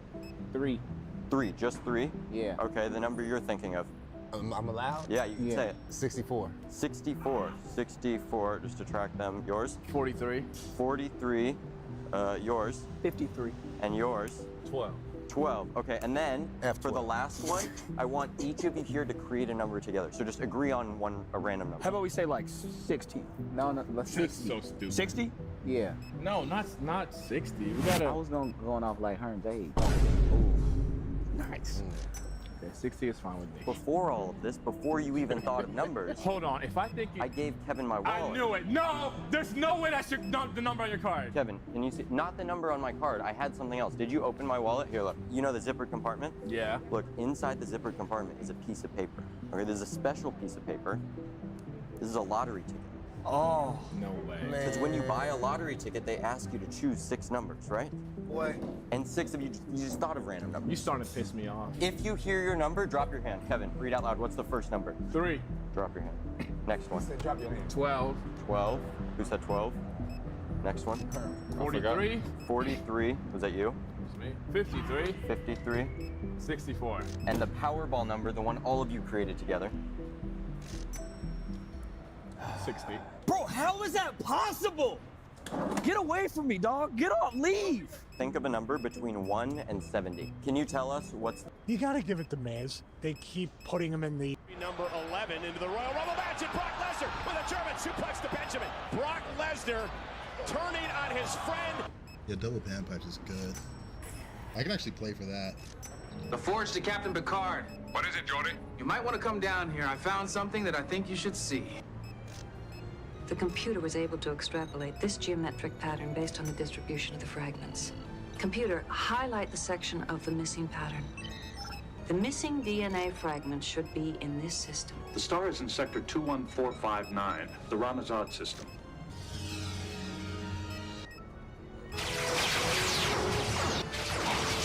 Report number 1. The power boost of the structural integrity field protected the nacelles. We used the inertial dampers to simulate complete shield failure. It is fortunate that your engineer discovered Girl 06 attempt to tamper with your defensive systems. The Cardassian vessels have set a course for Ramazad. Well, it won't take them long to realize that Ramazad is the wrong planet. Captain, you're very welcome to join us. I will go with you. Benson, set in a course for the Vilmoran system, warp 9. Aye, sir. Engage. The Forge to Captain Picard. What is it, Jordy? You might want to come down here. I found something that I think you should see.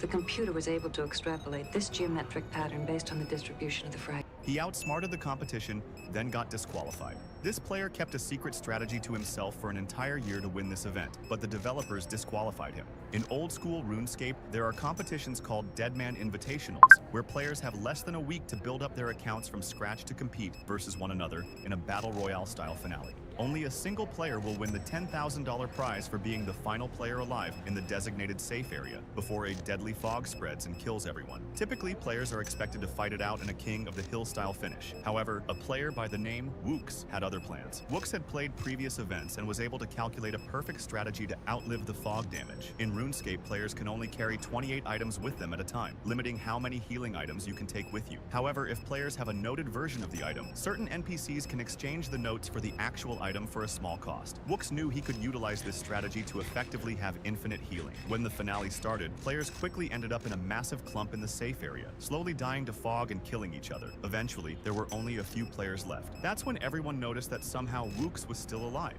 but nowhere to be seen. Wooks was across the map, using a normally useless NPC to continuously turn his notes into food, out-healing the fog damage. As players started falling, Wooks was executing his strategy to heal through the fog damage, until no one but him was left standing. Despite technically being the final player alive, the tournament admins made a ruling that it wasn't in the spirit of the game and announced that another player had won. The community was divided. Although it wasn't the intended way to play, Wooks had outsmarted everyone, including the devs. One of the developers, known as Mod Ash, wasn't content with the result and sent a message to Wooks privately, offering to pay him $10,000 out of his own pocket. Truly a champion of the people. He outsmarted the competition. It's a heavy voice. You didn't always have a heavy voice, though. Like when my kids love Hannah Montana, by the way. Your voice was different. It's definitely changed. I had a surgery on my voice. I had something called Reicki's edema. When my doctor told me about it, he said, no one shy ever has this. This is for abuse of the voice. This is for people that talk way too fucking much. And usually this happens when you're like in your 60s or 70s. How do I not have that? I don't know. It's a heavy voice. They just got this case 2 days ago. They're using the timing of our client's contract expiration to try to shake us down. I have to say, Mr. Zane, I find it hard to believe that in 2 days you found out enough to know you need an expedited trial, let alone care about these people at all. Your Honor, 4 years ago, a mail carrier named Stanley Powell felt tightness in his chest. Doctors couldn't find anything wrong, but they wanted to keep him for 1 extra day. Now, unfortunately, Kelton Insurance refused to pay. So Mr. Powell went home, crawled into bed, and 1 day later, he was dead. In front of you, you have a complaint that's over 5,000 pages long, which tells the stories of another 189 victims. Pick a page at random, tell me the number, and I will tell you exactly what their client did to them. Your Honor, are you actually buying that? Page 627, Mr. Lawrence Green, 63-year-old grandfather, admitted to St. Vincent with complaints of lower back pain and excessive weight loss. He thought it was stress. Turns out it was lymphoma, only they didn't find out until it was too late because their client refused to pay for the MRI. So please, rule against us if you have to, but don't tell me we don't care. They just got this case 2 days ago. They're using the timing of... And yet you claim to be God. They call me prideful. What's happening?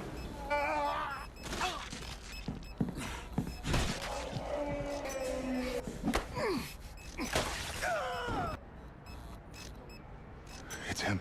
Shazam us out of here, would you? We can't. Of course you can't. You didn't say, Mother, may I? You think you own the planet. What gives you the right? No one gives us the right. We take it.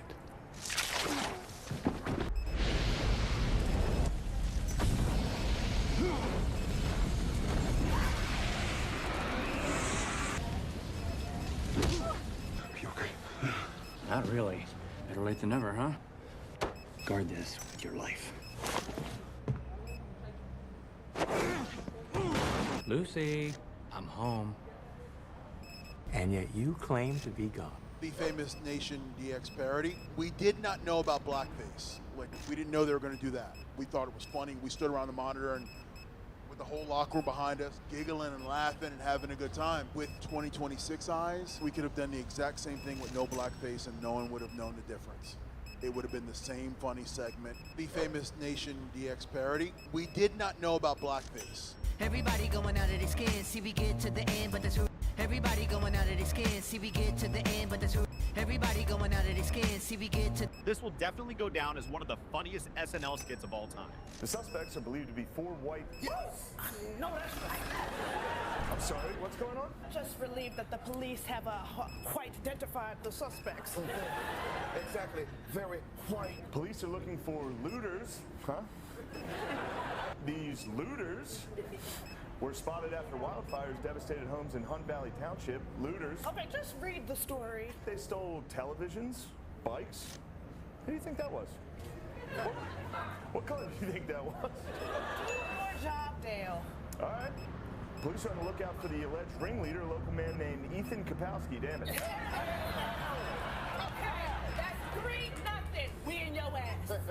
Let's see about this one. Mayhem at the barber shop. Oh, damn. Oh, no. After a customer was shot during an argument over Drake and Kendrick. Yeah, that's us. All right. Yeah, that's us. Okay, 3-1. 3-1. Yeah, you guys sure you don't want to see a picture? Okay, this is kind of fun now. Let's keep it rolling. A Florida middle school teacher has resigned after falling in love with an 8th grade student. 4-2. Suzanne, whose team are you on? Okay, wait, I haven't finished reading yet. Authorities have charged 38-year-old Lakeisha Williams. 3-3, thank you, sweet baby Lakeisha. Lakeisha, girl, what is you doing? All right. It's 3-3, next one takes it. All right, I got it. A Hartford County man has been hospitalized after taking on a bizarre challenge of eating raw chicken every day. That's y'all. That's you guys. What are you talking about? Raw food? That's y'all all day. Yeah, but it's chicken. Come on, you guys are the chicken people. This will definitely go down as one of the funniest SNL skits of all time. Kit from Night. God, come on. This will definitely... Kit from Knight Rider was a 1982 Pontiac Trans Am, but the real magic was inside. The dashboard cost more than the car itself. Engineers installed working buttons, glowing screens, and a scanner light that became television history. 5 Trans Ams were used during the show's 4 seasons. 1 was destroyed in a fire, 2 were sold to private collectors, and 1 went to a museum. The famous voice belonged to actor William Daniels. Guard Commander Riker, how many more colonists do you have to transport? 73, sir. How long do you need? At least 10 more minutes. Captain, the storm will reach the northern perimeter in 4 minutes. The guard to perimeter teams. It is imperative that you hold your position until we've finished evacuating the colony. Guard, Miss LaForge? LaForge here. I want a signal lock on every member of the perimeter team. Captain, the storm's interference As soon as the last of the colony is evacuated, I want those perimeter teams out of there. Is that understood? Yes, sir. Down to perimeter teams. We may lose communication, so it's up to each of you to keep your units operational. A lot of people are depending on us. Down out. The storm has reached the perimeter. I got out with the last of the colonists. We were able to clear out 4 of the teams, and the interference prevented us from getting 2 more. I don't know how they could have survived. Which teams are missing? 3 and 6. The last I knew, Commander Darren was on Team 6. Guard Commander Riker. Oh, yes! Oh, that's so good. Beautiful. Beautiful, chat. Beautiful. Okay, I got Sounders.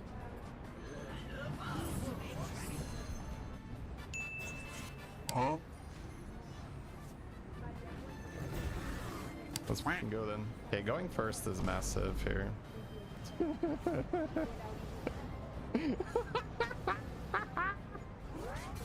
Oh, it's so much. Oh, that's cute. That's cute. Look, he's also buffing chat. That's cute. If he kills my Rylock, it's bad news for him. Oh, the Rylock died. Yes. More gem count for the YouTube video. Oh. Like and subscribe. Oh, yes. Oh, that's so good. Beautiful. Beautiful, chat. Beautiful. Okay, I got Sounders.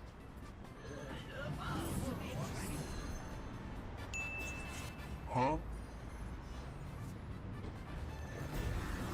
Let's fucking go then. Okay, going first is massive here.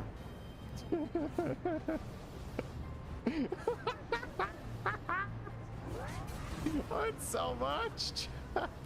Oh, that's... I know, but you're appointed on the case, yet he's wearing $1,000 Louis Vuitton hoodie. Well, no, Judge, this is especially about the, it's just a print, but it's not the actual. Come on, man. No, I'm looking at it. I made a comment about it. It's just a. It's a $10 shirt. Let me check it.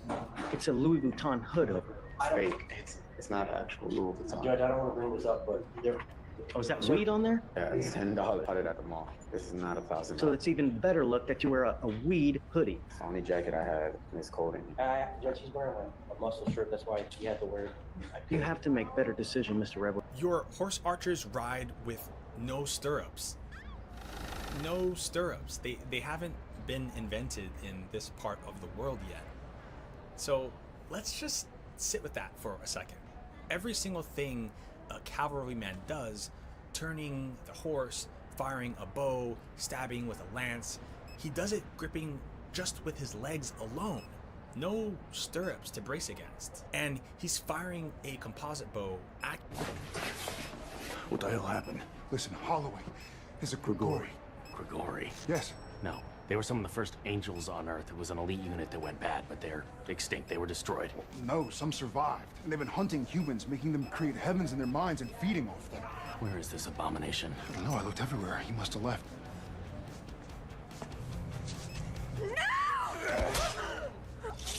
Mom! Mom! No!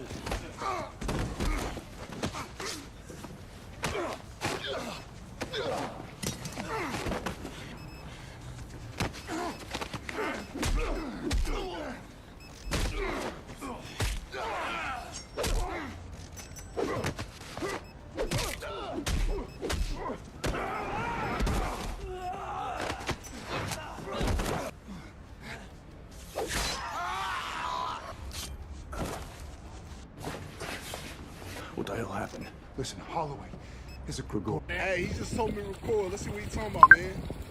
Oh! Oh, you good? No boy, oh! You're wildin'. Hey, he just told me to record. Let's see what he's talking about, man. Oh! Oh, you good? No boy, oh! I'm afraid it's impossible for my client to plead when there's no offense alleged. Nice try. But the offense is clearly alleged. Sunbathing topless on a public beach, despite repeated past warnings. Yeah, but according to the police report, the officer arrived and found Miss waxed up in the water up to her neck, and there's no record of any complaint prior to that moment. So? So, by ordering her out of the water, the officer created the very offense with which my client is charged. You're kidding me, right? First of all, that's a question for a jury. If Your Honor really thinks that's the best use of judicial resources. Do you have a witness who could testify that they were offended by Miss Wagstaff before the officer ordered her out of the water? Not at the moment, Your Honor. Do you know what this is? It's my docket for today. Miss Wag... I think no one remembers that I'm Spider-Man, apart from one... Nobody remembers that you're Peter Parker. They No know, one they know remembers that Spider-Man. Spider-Man is Peter Parker. Yeah, they know apart from Spider-Man. They just don't know... one person. Okay. I think no one remembers that I'm Spider-Man, apart from one...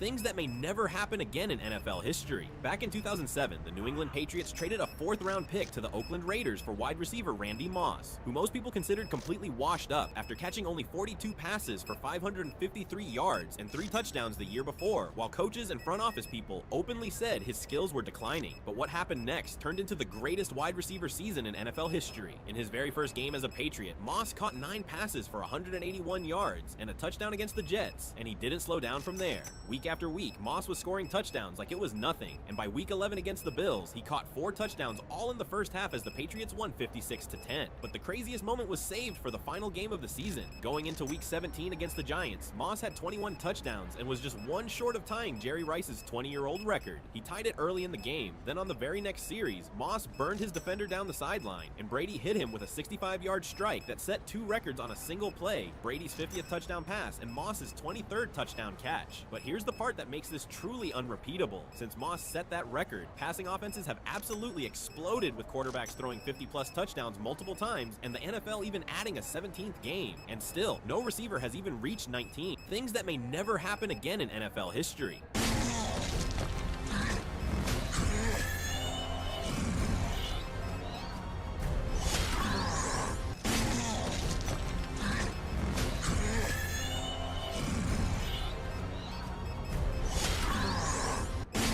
The original finish was the moonsault, but when we were walking through the match, Sean couldn't hit the moonsault. I goes, you know what, let's do a plan B. He goes, if anything, if I don't hit the moonsault, I'm gonna land on my feet, Taker will kick me, pull me up, boom. So we're in Gorilla, and we're talking, so we prayed, and so I go, we still on with plan B? And he turns and looks at me, he goes, we're not gonna need a plan B.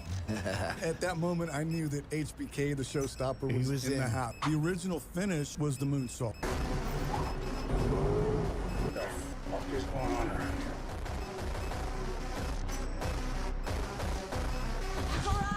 Hold it. Put your weapon down. Now go through slowly.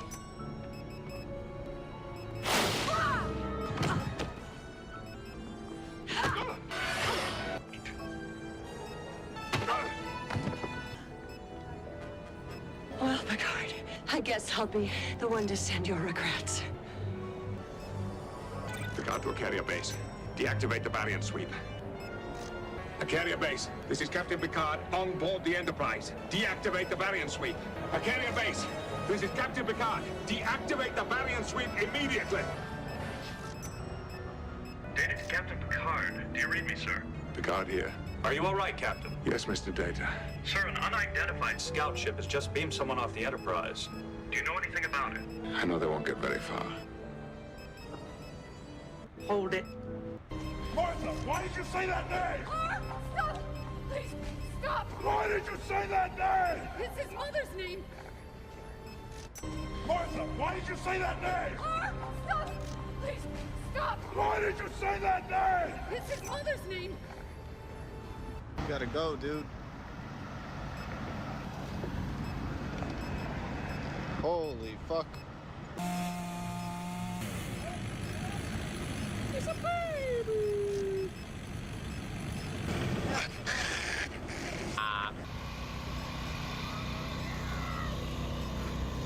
Alex, let me see.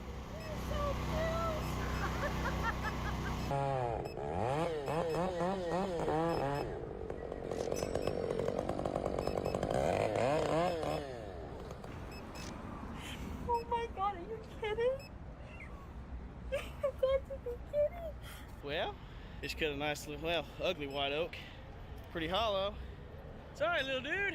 Didn't mean to fuck your home up. You all right? Yeah, cut out. Is that my soul? Yeah, Let's see if you can get the answer to these trivia questions that no one got right on last week's episode. Let's go.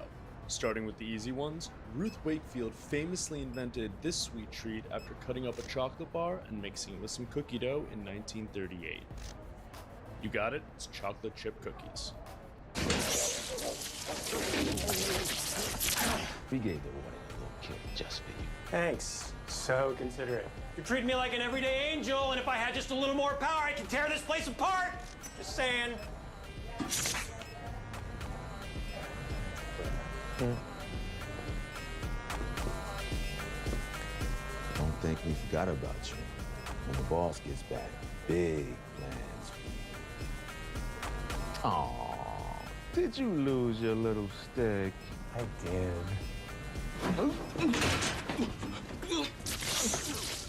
How did you? Turns out rage is a good motivator. And I think you forgot something. I'm Lucifer. Whoops. Someone got mad and broke his warding. Good times.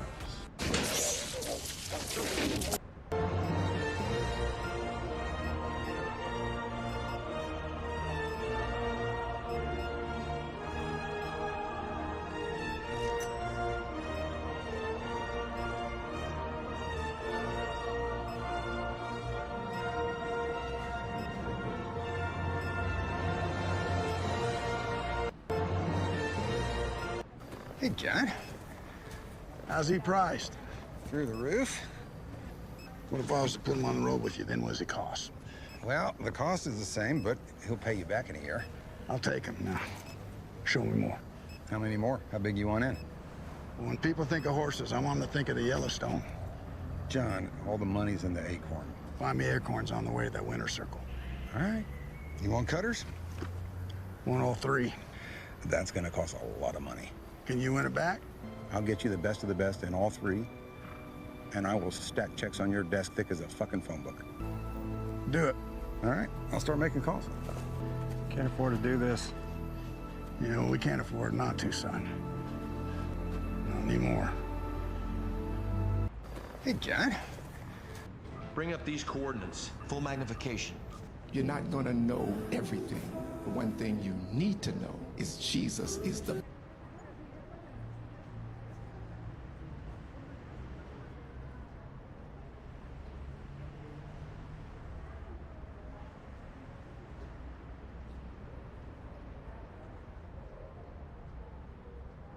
from Jailhouse Manastorm. And then, like, Bootleg Alchemist, I really like the chaos here. Transforming cards into random stuff is always a ton of fun. You can get some crazy results. This feels like the wacky style card. Like, if you want anything to happen, this feels like Regis to a T. Yeah, no, I literally requested we put these cards first because it's like, this is a deck that I want to play. Like, this is something I want to cook with. So this actually looks really, really exciting to me. Now, something that, like, you've talked a lot about already is Paladins. I thought we might hop over to some Paladin cards. Up first is Commander Beatrix. This is a 5-mana 5/6. It's got taunt, but this effect is a bit of a rule breaker. You get to add a 2-cost minion to your deck, but you get 10 copies of it instead of 1. So it's a little bit of a change when you're building your deck. This again sounds like some cool technical achievements here for the engineering team. 100%. And I think what's fun about this card is that it is just so open-ended on how you want to build it, right? I think one of the cards we revealed recently, Scarlet Bruiser, works really well with it. Yeah. But I'm interested, just like a quick mini game, best card for this Worst card or like wackiest card for this? Boy, worst card is a tough one. I think Doomsayer jumps out at me. Yeah.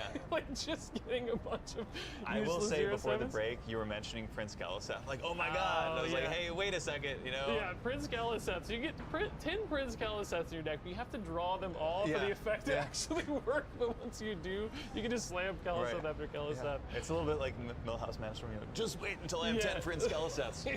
Like, I'm trying to think of literally You have no cards left in your deck, but hey. The goofiest ideas possible. But there, you know, I think, what is it, the Brash Battlemaster, the new 2-drop from the class set recently that buffs your Silverhand recruits. Yeah. Dirty Rat, if you like queue into one too many combo players. Yeah, Dirty Rat, I think, makes a lot of sense with Scarlet Recruiter here, this other card. Because you just get to summon some like 2/6 bodies out of your deck. Yeah, that's the other thing with like Reinforcement Aura, you just get these overstated minions the entire way. So, right, it's just a bunch of cheap 2/6s, sometimes with Rush. Is really nice. And then Holy Bola too, chipping in here is a kind of a cheap spell that just helps you find all these 2-drops basically that you've stuffed into your deck. And this does work with legendaries too, right? Like you can put a legendary 2-drop in Yeah, there? yeah. I think one of the wildest ones right now that players are really going to cook with is the Fins Beyond Time. Oh, right. Where if you want to just play a super greedy Paladin deck, you have so many ways to access your starting hand. I like greed, that actually sounds... Yeah, that sounds like up your alley, you know? Yeah, that actually sounds really perfect for me. So I guess that's it for Paladin. Next up, we have some Priest cards. And I knew this card a long time ago because you guys brought me into model for Karov the Broken. The artist had me in studio because that is definitely my build right there. Yeah, 100%. Yeah, we paid you a lot for that. Kind of even has like the same hair almost. It looks like a little bit too, so definitely, clearly based on me. But Karov is a 6-mana 6/6. Death Rattle, get 3 1/1 copies of random legendary minions, and then they cost 1. So we've seen this kind of like 1/1 copy thing or legendary thing in Priest in the past, but this again seems like kind of a greedy, like silly thing for me to play with for sure. And it works really well with Undead Sentence, which surprisingly enough, we also commissioned based off of you. I was a little sick that day, I remember. I wasn't feeling particularly well. But yeah, like getting that Death Rattle again. I mean, I was thinking, are there any particular legendary minions that feel like a nice result off Karov? I think the wildest one that I had was probably Marithro the Dream. I got. Oh wow! That was pretty neat. Chaining it into some more dragon. I was thinking like Spirit Singer Umbra. I guess you could just like chain this Death Rattle, get more copies of more legendaries, and maybe just get another Umbra. Get another Spirit, why not? Yeah, sure, like a lot of cool things happening. But then another card here for Priest we haven't talked about is Soothsayer, and this is one of our prepare cards. And again, for somebody like me who likes late game decks, big stuff, Soothsayer is right up my alley because it's got life gain, it's got taunts, it's got an extra body, and again with prepare, you get to play it earlier, so I'm staying alive longer to get to do my big greedy stuff. From a meta relevance perspective, I think this card's actually super interesting, right? Because of the way the prepare works, you can prepare it on 2, it costs 4 mana. Turn the coin, you get to play it, and it's just this early stabilizing body. Turn 3 with coin, that's like, since you get a random 6, you can get a Boulder Fist Ogre. Yeah. Oh my God. Turn 3, that's actually the dream. Oh my and gosh. Wild Karov might get you a Kingpin Pud. What a name drop, man. Like you know all the cards. Going all way back. Yeah, and it's nice because Priest is like Hero Power Pass on turn 2 is an iconic classic Priest play, and now you don't have to Hero Power Pass, now you get to prepare, so you're filling in all the gaps that Priest has always had, so that's really nice, man. Okay. Next up, I wanted to take a look at Warrior here. We've got 3 new Warrior cards. There's Ball and Chain, Rioter, and Release the Beast. I see a couple cards here that look like kind of an enrage package, as I would call it, but Release the Beast really jumps out at me as a special one here. Yeah, I think these are all setup pieces for some of the legendaries that we showed off, like that Rule Breaker, Chainbreaker Hogger that you were very excited about. I think Release the Beast is going to play super well with it, especially the more legendaries that you have in your deck. And then also, we revealed Warp Tooth yesterday, which is going to be a card that sparks discussion. Is one way to put it. And I think Ball and Chain and Rioter both play really well with those setup tunes that you have, right? If you get Rioter online or you just have Ball and Chain equipped on the turn where you're summoning Warp Tooth. Right. Maybe 2 with Chainbreaker Hogger. Right, yeah. You know, those are going to be really fun payoff turns. And then Release the Beast has basically buffed it by 3-2, I guess, already. Or there's 2 Release the Beast. You're talking about like 9+ attack on your Warp Tooths, I guess. That actually sounds pretty impressive. That's a lot of lethality.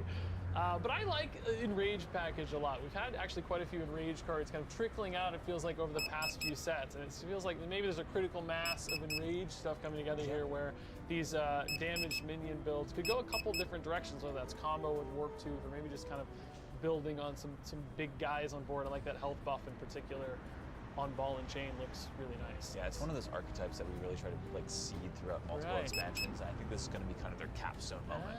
I like when it always kind of pays off after a while. Yeah, that's nice to see. So that's Warrior. Next up we have Rogue, which it seemed like you were pretty excited about this Rogue package when we were talking ahead of time, but I actually see a card that looks great for me as well, which is Jade Guardians. This is a new 3-mana spell. You get 2 random 8-cost minions, which the 8-cost minion pool is usually great for me. Greedy, late game, defensive cards, armor gain, life gain, all that stuff that I love. And they cost 1 less for each card you played for 2 mana this game, which you'll note with the rest of the cards here, we're seeing this is kind of playing into this 2 mana package for Rogue. And what's new about it is before, when we've done stuff like this, we key in off the card's original cost. Right. But that's not what we care about now. So instead of playing 2 cost cards, it's playing cards for 2 mana. The distinction there is that maybe you prepare a card. Maybe you cast Preparation, ironically, on like Fast Forward, and it costs 2 mana. Thief's Tools, for instance, will get you 2 4-cost cards, but when you play them, they cost 2, which pays off for Jade Guardian and Lotus Troublemaker, which is the secondary piece that we have for the story. Yeah, Lotus Troublemaker looks a bit like a Troublemaker. This thing looks like it has a lot of potential lethality, dealing many instances of 2 damage, and that can go face too, right? Yes, it can. So if you play this with a bunch of 2-cost cards in your hand, each time you play a 2-cost card, it'll shoot 1 more pellet. So, you know, if you play 10, like those 10 Prince Keliseths that you mentioned before, hey, no one cook, all right? Let him have first dibs on the stack. You can deal 20 damage with it. We just need that dual class Paladin Rogue. You need a dual class card that fuses it together. My dreams are coming true. Yeah, you can play 2 Lotus Troublemakers in your 2 mana deck. And then also, Nab, you clear a minion, and then you get to shuffle it into your deck, a copy of it that costs 2. So like, I'm thinking about Colossals, for instance. I take a big Colossal minion, shuffle it in my deck. Maybe it disrupts my game plan a little bit, but I don't care because I get to. Yeah, I think this card gets better the later the game goes, where if you're getting it off of, you know, let's say you're playing a Herald deck and someone managed to get their Colossal, or a huge rule breaker comes down that you really want to steal, this is going to be a great piece for that. Yeah, nice. So I think I actually see something for me in this set of cards as well. It's not just hyper competitive and, you know, Lotus Troublemaker lethals, but some fun stuff to do too with Jade Guardians. So another set of cards here that looked really fun for me, and this is kind of a cohesive whole here for Demon Hunter, starts off with Trastath Soul Parasite, a new legendary 6-mana 1/1, but yeah, no more text. That's what we're shipping. 6-mana 1/1 legendary. Hope you're excited. Not just the 1/1. Okay, Give me a second. It's got Prepare and Rush, and after you summon a demon, gain its stats. So if you summon a lot of big demons, you get a lot of big stats stacked up on this one card. But you'll also note the rest of this package here has these Void Souls and ways to get extra Void Souls. The Void Soul is a 1-mana spell.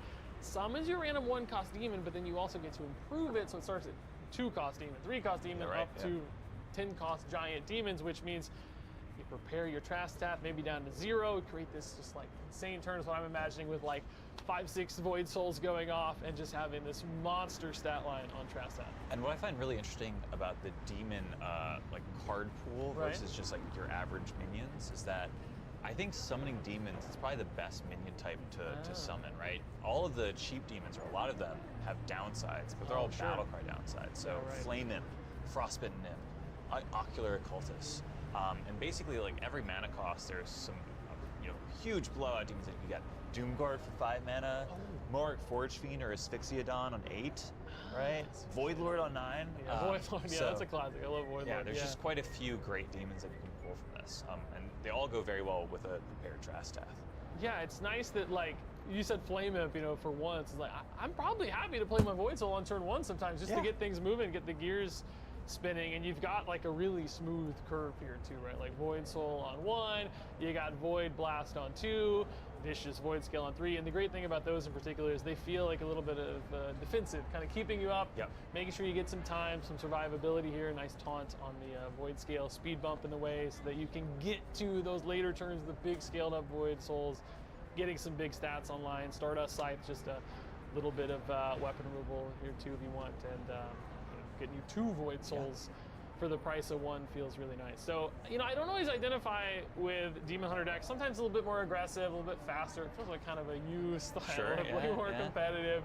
But I like when it leads into that greedier stuff, more late game potential. And I almost can kind of see this going both ways. It feels like this might actually be kind of good, not just greedy, which isn't always the case. Yeah, totally.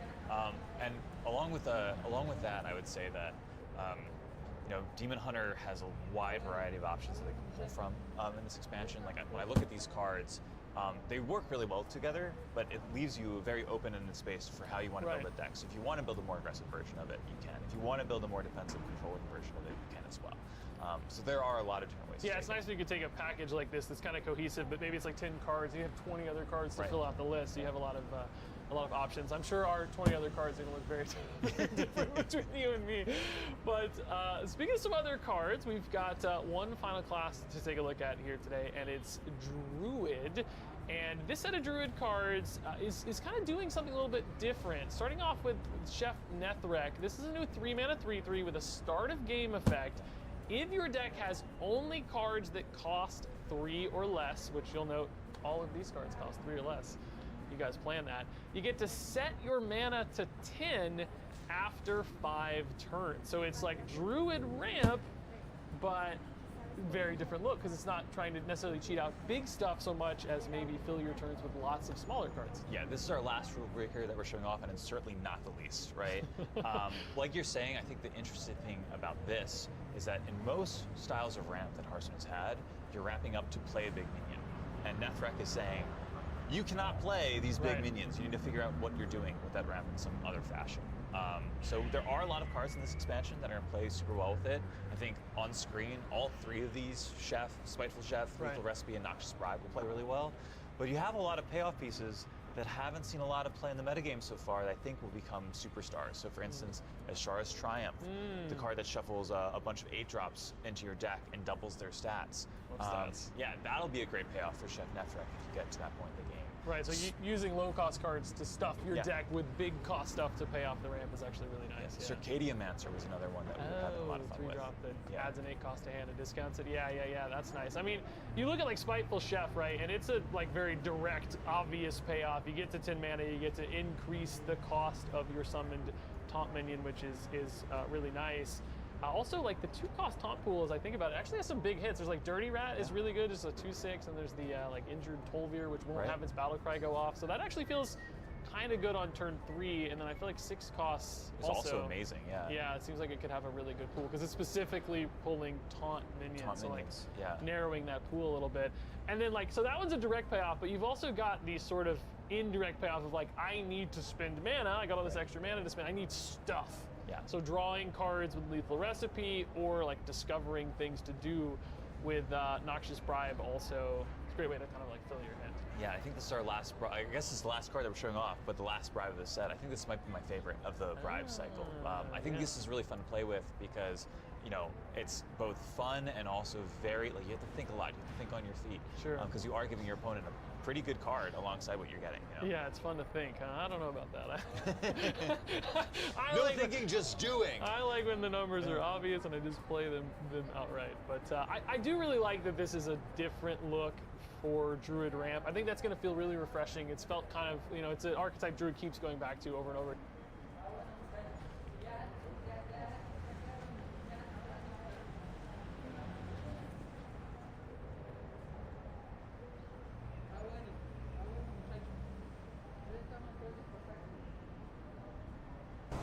Here we go! Look at this beauty right here. Hello, hello!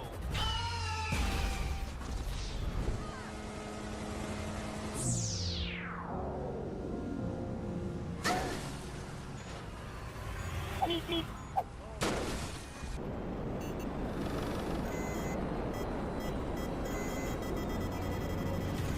have mercy, I'm about to bust. That was close.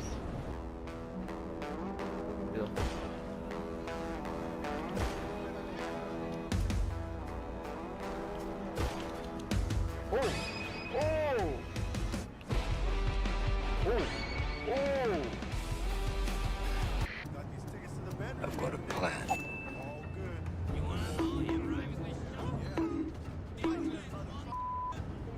You're done! Oh, not so fast there, okay? Freeze. You're under arrest.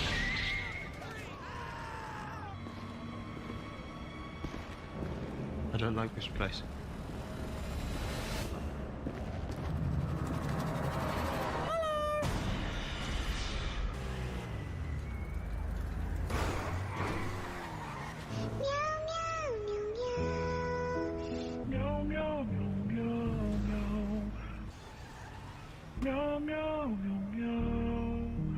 Sneaky, sneaky.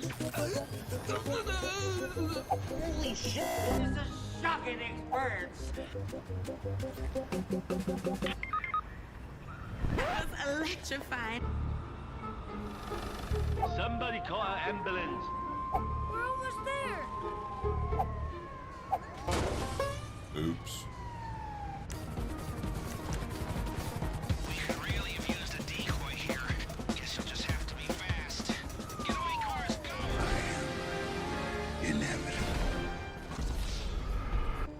You're brilliant.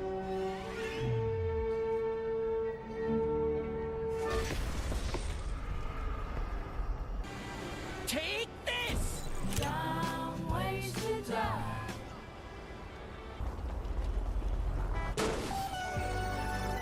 Christ! Oh,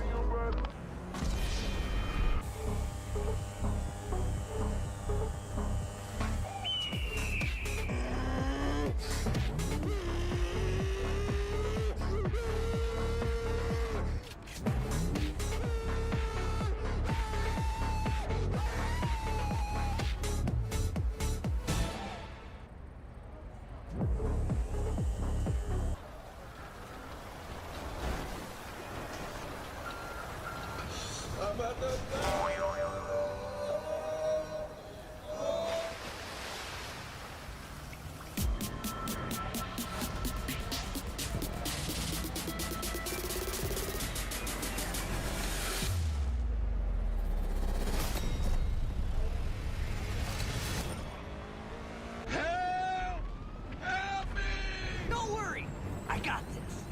These nuts. This whole town is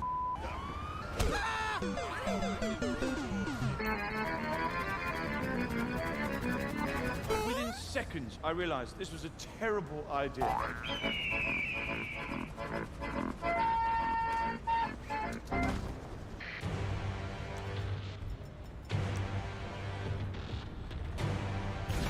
You'll never see it coming.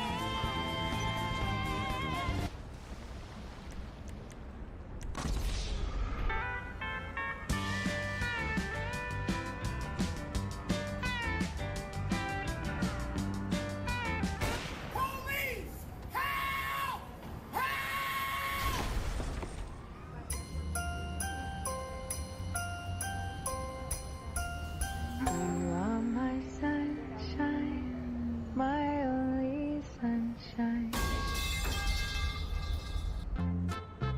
Sucker! Vente, asshole. Come on, you wanna